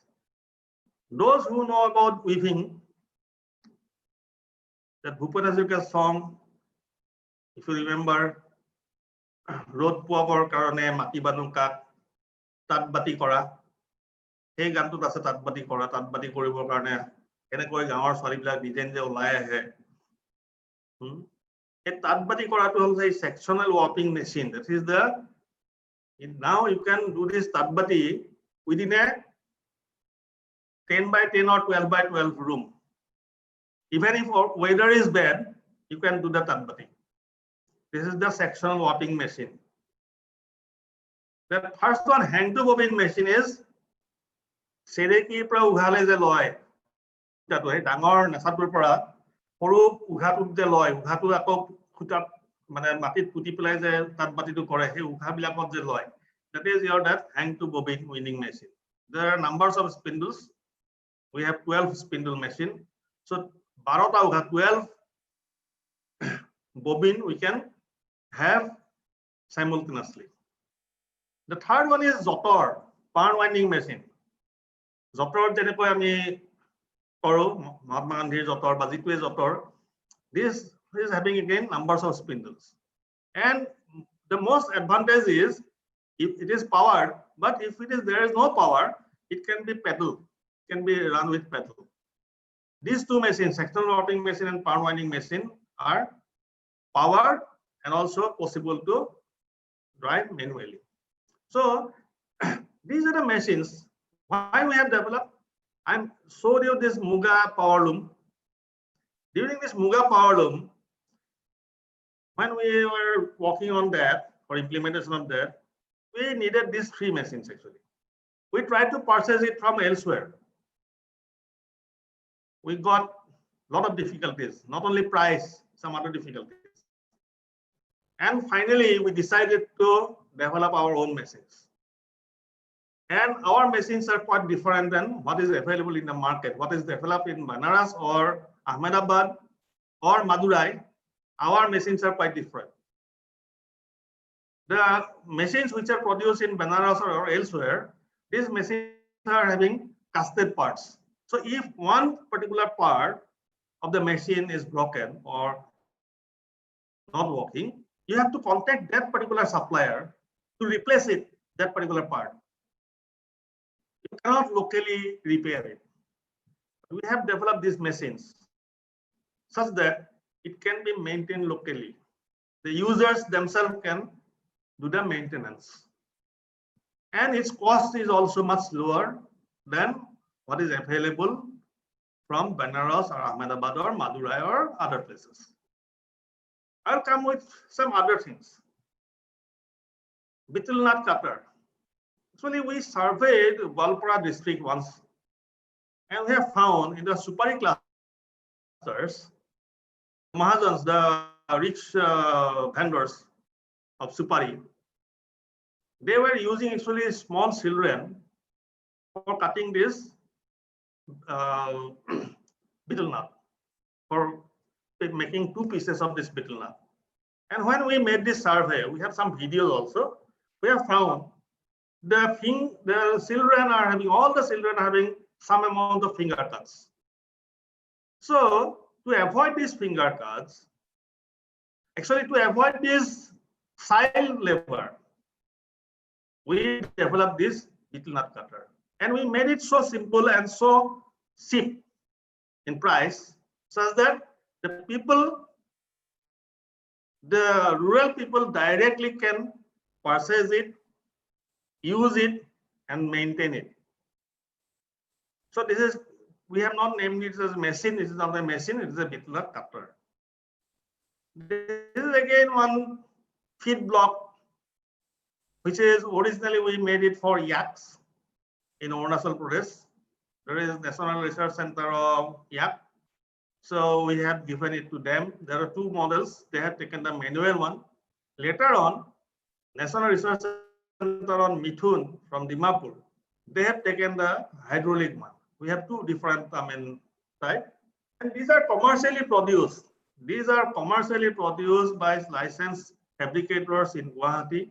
And these are purchased by not only from Assam or Arunachal or Nagaland, also from Ladakh, Nepal, and other places.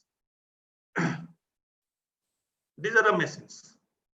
This is the output actually. These are actually why I'm telling you the background. Yaks during winter, there are a lot of starvation there. They do not get any food because the pavement and everywhere it is icy. They do not get any grass or anything to eat. So there is a lot of starvation there. To address that, actually, we developed these feed block machines. These feed blocks are developed during hay days, and these are distributed during winter in those locations where these yaks are living. So this is a shaft cutter. The shaft cutter, which is available in the market, it costs more than 30,000 rupees.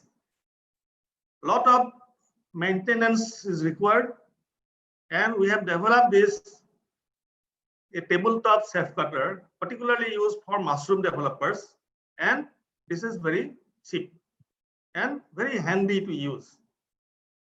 So this is a bamboo charcoal and bamboo vinegar making technology. Now some Maharashtra and Punjab government and Maharashtra government are in touch with us. They want this technology. However, some difficulties are there. They want that our team should go there, develop this system, and also to handle for 3 months. We are telling, no, we are going to give you all the trainings here, send your people here. So that is where the talk is going on actually on that. This is a potter's wheel, Kumar or Sat, that earthen pots, etc. are made. You know the drudgery involved with that.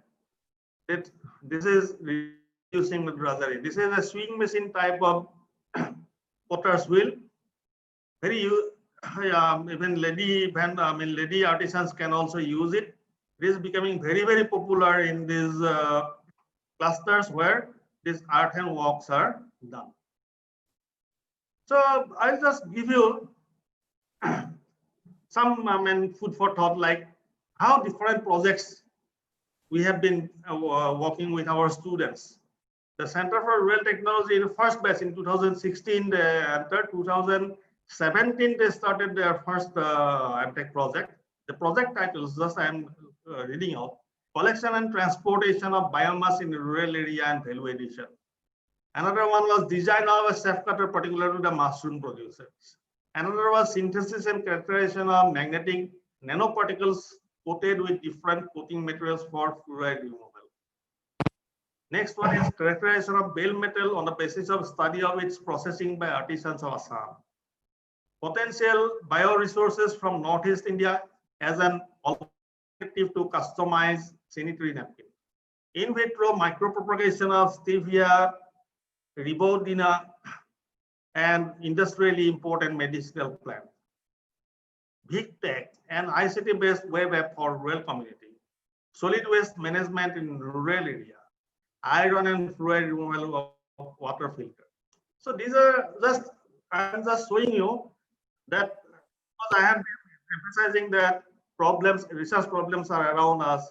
So these research problems are actually drawn from our own society, our own issues. Some ongoing research, these are PhD topics actually. One is effective way of technology transfer, I already mentioned. One of my students here submitted his thesis rather. Then improving the working environment of bale metal artisans, the Sortebury cluster, we are working on that. How this bale metal working can attract the youths. That is our target actually.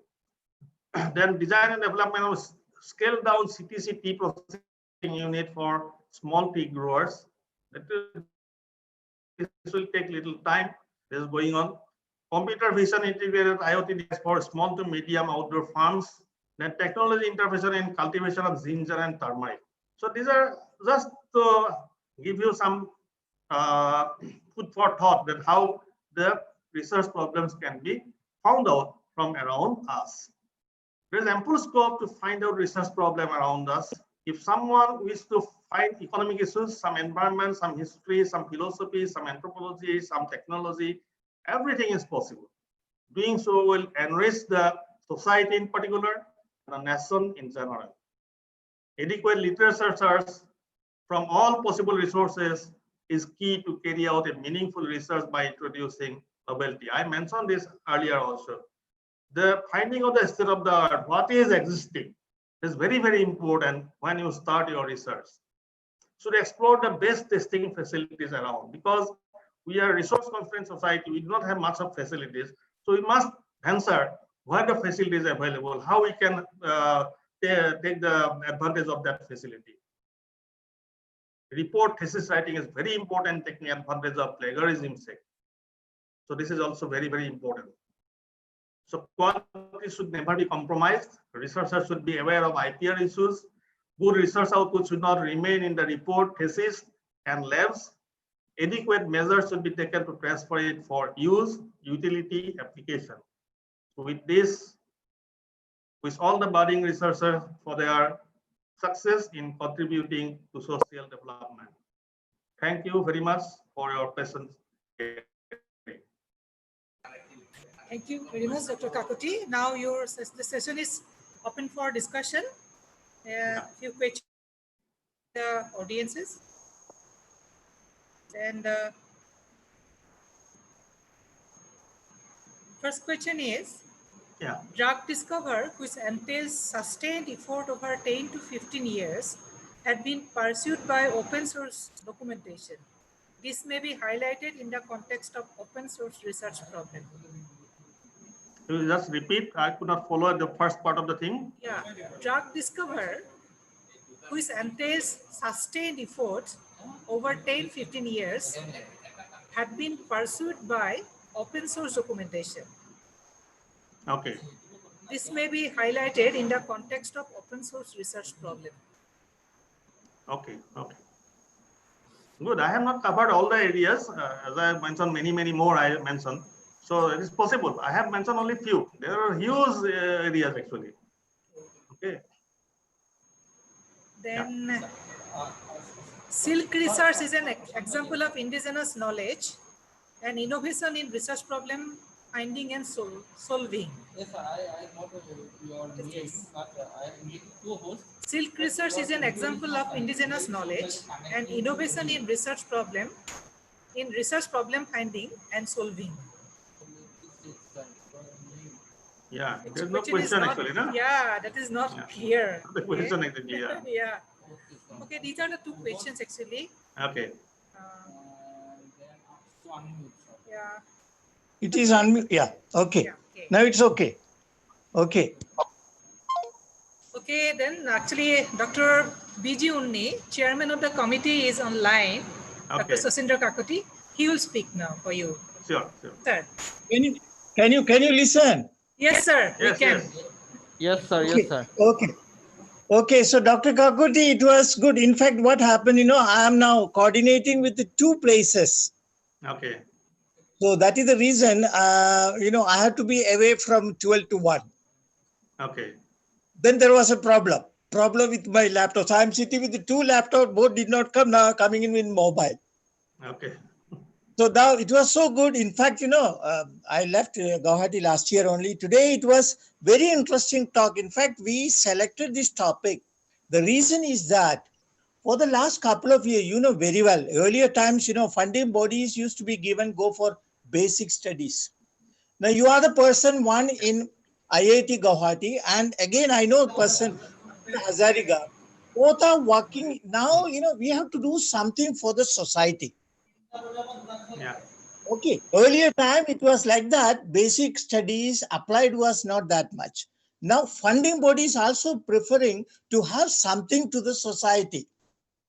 So accordingly, this topic was selected, and your topic, it was when the moment you started talking on Muga, I came. It is my best, one of the best field and the most thing which goes to my heart. So both the topics were very much relevant, and our idea and the speakers are also, both Dr. Hazarika and you have given more stress onto the societal level. That is what we wanted. You do the basic, people are doing the basic studies, getting the publications, patent and everything is good. But how much it is going to the society? So that we have to give a message to the young generation that fund is there, but it should be utilized. You plan your projects in such a way that after 3 years, something should go to the society. So today's talk, I'm very happy that both of them have touched that aspect, and we continue that because you are in IIT very near. Please come, and I'm also requesting for Dr. Hazarika, whenever he comes to India, please visit. I don't know whether he is in line or not. Yes, Is I it- am in. Yes, thank you. Okay. Yeah. Okay. So Thank you very whenever much. let me see your photograph. Oh yeah, you are here. Yes, So whenever I'm here. whenever you come to India, please visit our university. Thank you very much. Yeah, surely. Again, I'll do that. Again, my again, pleasure. I'm asking you both of them to visit Kerala because now I am working for two organizations. So you are both are very much needed to our institute as well because you are landslide. We have got a very strong geology department in our. This is under the Calicut University. Yeah, actually, in fact, Dr. Gunni, Yes. in fact, one of the Kerala government bureaucrat, I think he sent me mail. Okay. He is interested in my knowledge and dissemination to solve the problems of landslides in Kerala, actually. But There are it's some very, yeah. I forgot his name. He's supposed to come to Japan with some Kerala minister, and they invited me, but I couldn't go to Tokyo that time. Very I was good. out of So Japan. do one thing. When is your next plan? When is your next plan? Oh, now because of Corona, I'm not sure, but definitely okay. I'll go. But we will be in touch with you because we have now working on that. In fact, the problem, the topic what Dr. Professor Kakoti has given, and it is very much relevant to our areas. So what we will do, Kakoti, there is no problem. You can visit anytime. Okay. Because there is no problem for Sashid. But you, whenever you come, and please, we will make it in correspondence with you. And please let me know the persons who has contacted the lady, the bureaucrat. So we will be in touch. I'll send you mail. Yeah, surely. So, Thank you very much. Yeah. And Professor Hazarika, thank you very much Thank you very much. on behalf of the university for delivering excellent talk. And I'm very happy that today's topic, the outcome the message has gone to the young generation. That's what we wanted. Please keep in touch. Kakurti, I don't need to give a special invitation. He is our neighbor. But I went to your university earlier. I visited your university earlier, but for a few years I have not gone. I will go. Sure. Please visit, because I have brought out now I'm away, but that does not mean that I'm away. I'm still, very actively associated. I'll ask Maitri to somebody, even to the Vice Chancellor, to invite you. Now, Dr. Talukdar has become again a part of our university, NC Talukdar. So we'll invite you. Okay, we will invite you. And We your will talk, definitely invite. yeah, and it will be very good for your visit. And Professor Hazarika, this is very important for you. Now I am there. You don't go to CSIR news wherever you come, but you come. Okay. Thank you. University. Yeah, Okay, thank you. definitely. Thank you very much. Thank Thank you you. very much. Thank you. Thank you. Thank you. Thank you very much. Thank you to all. Thank you. Thank you. Thank you.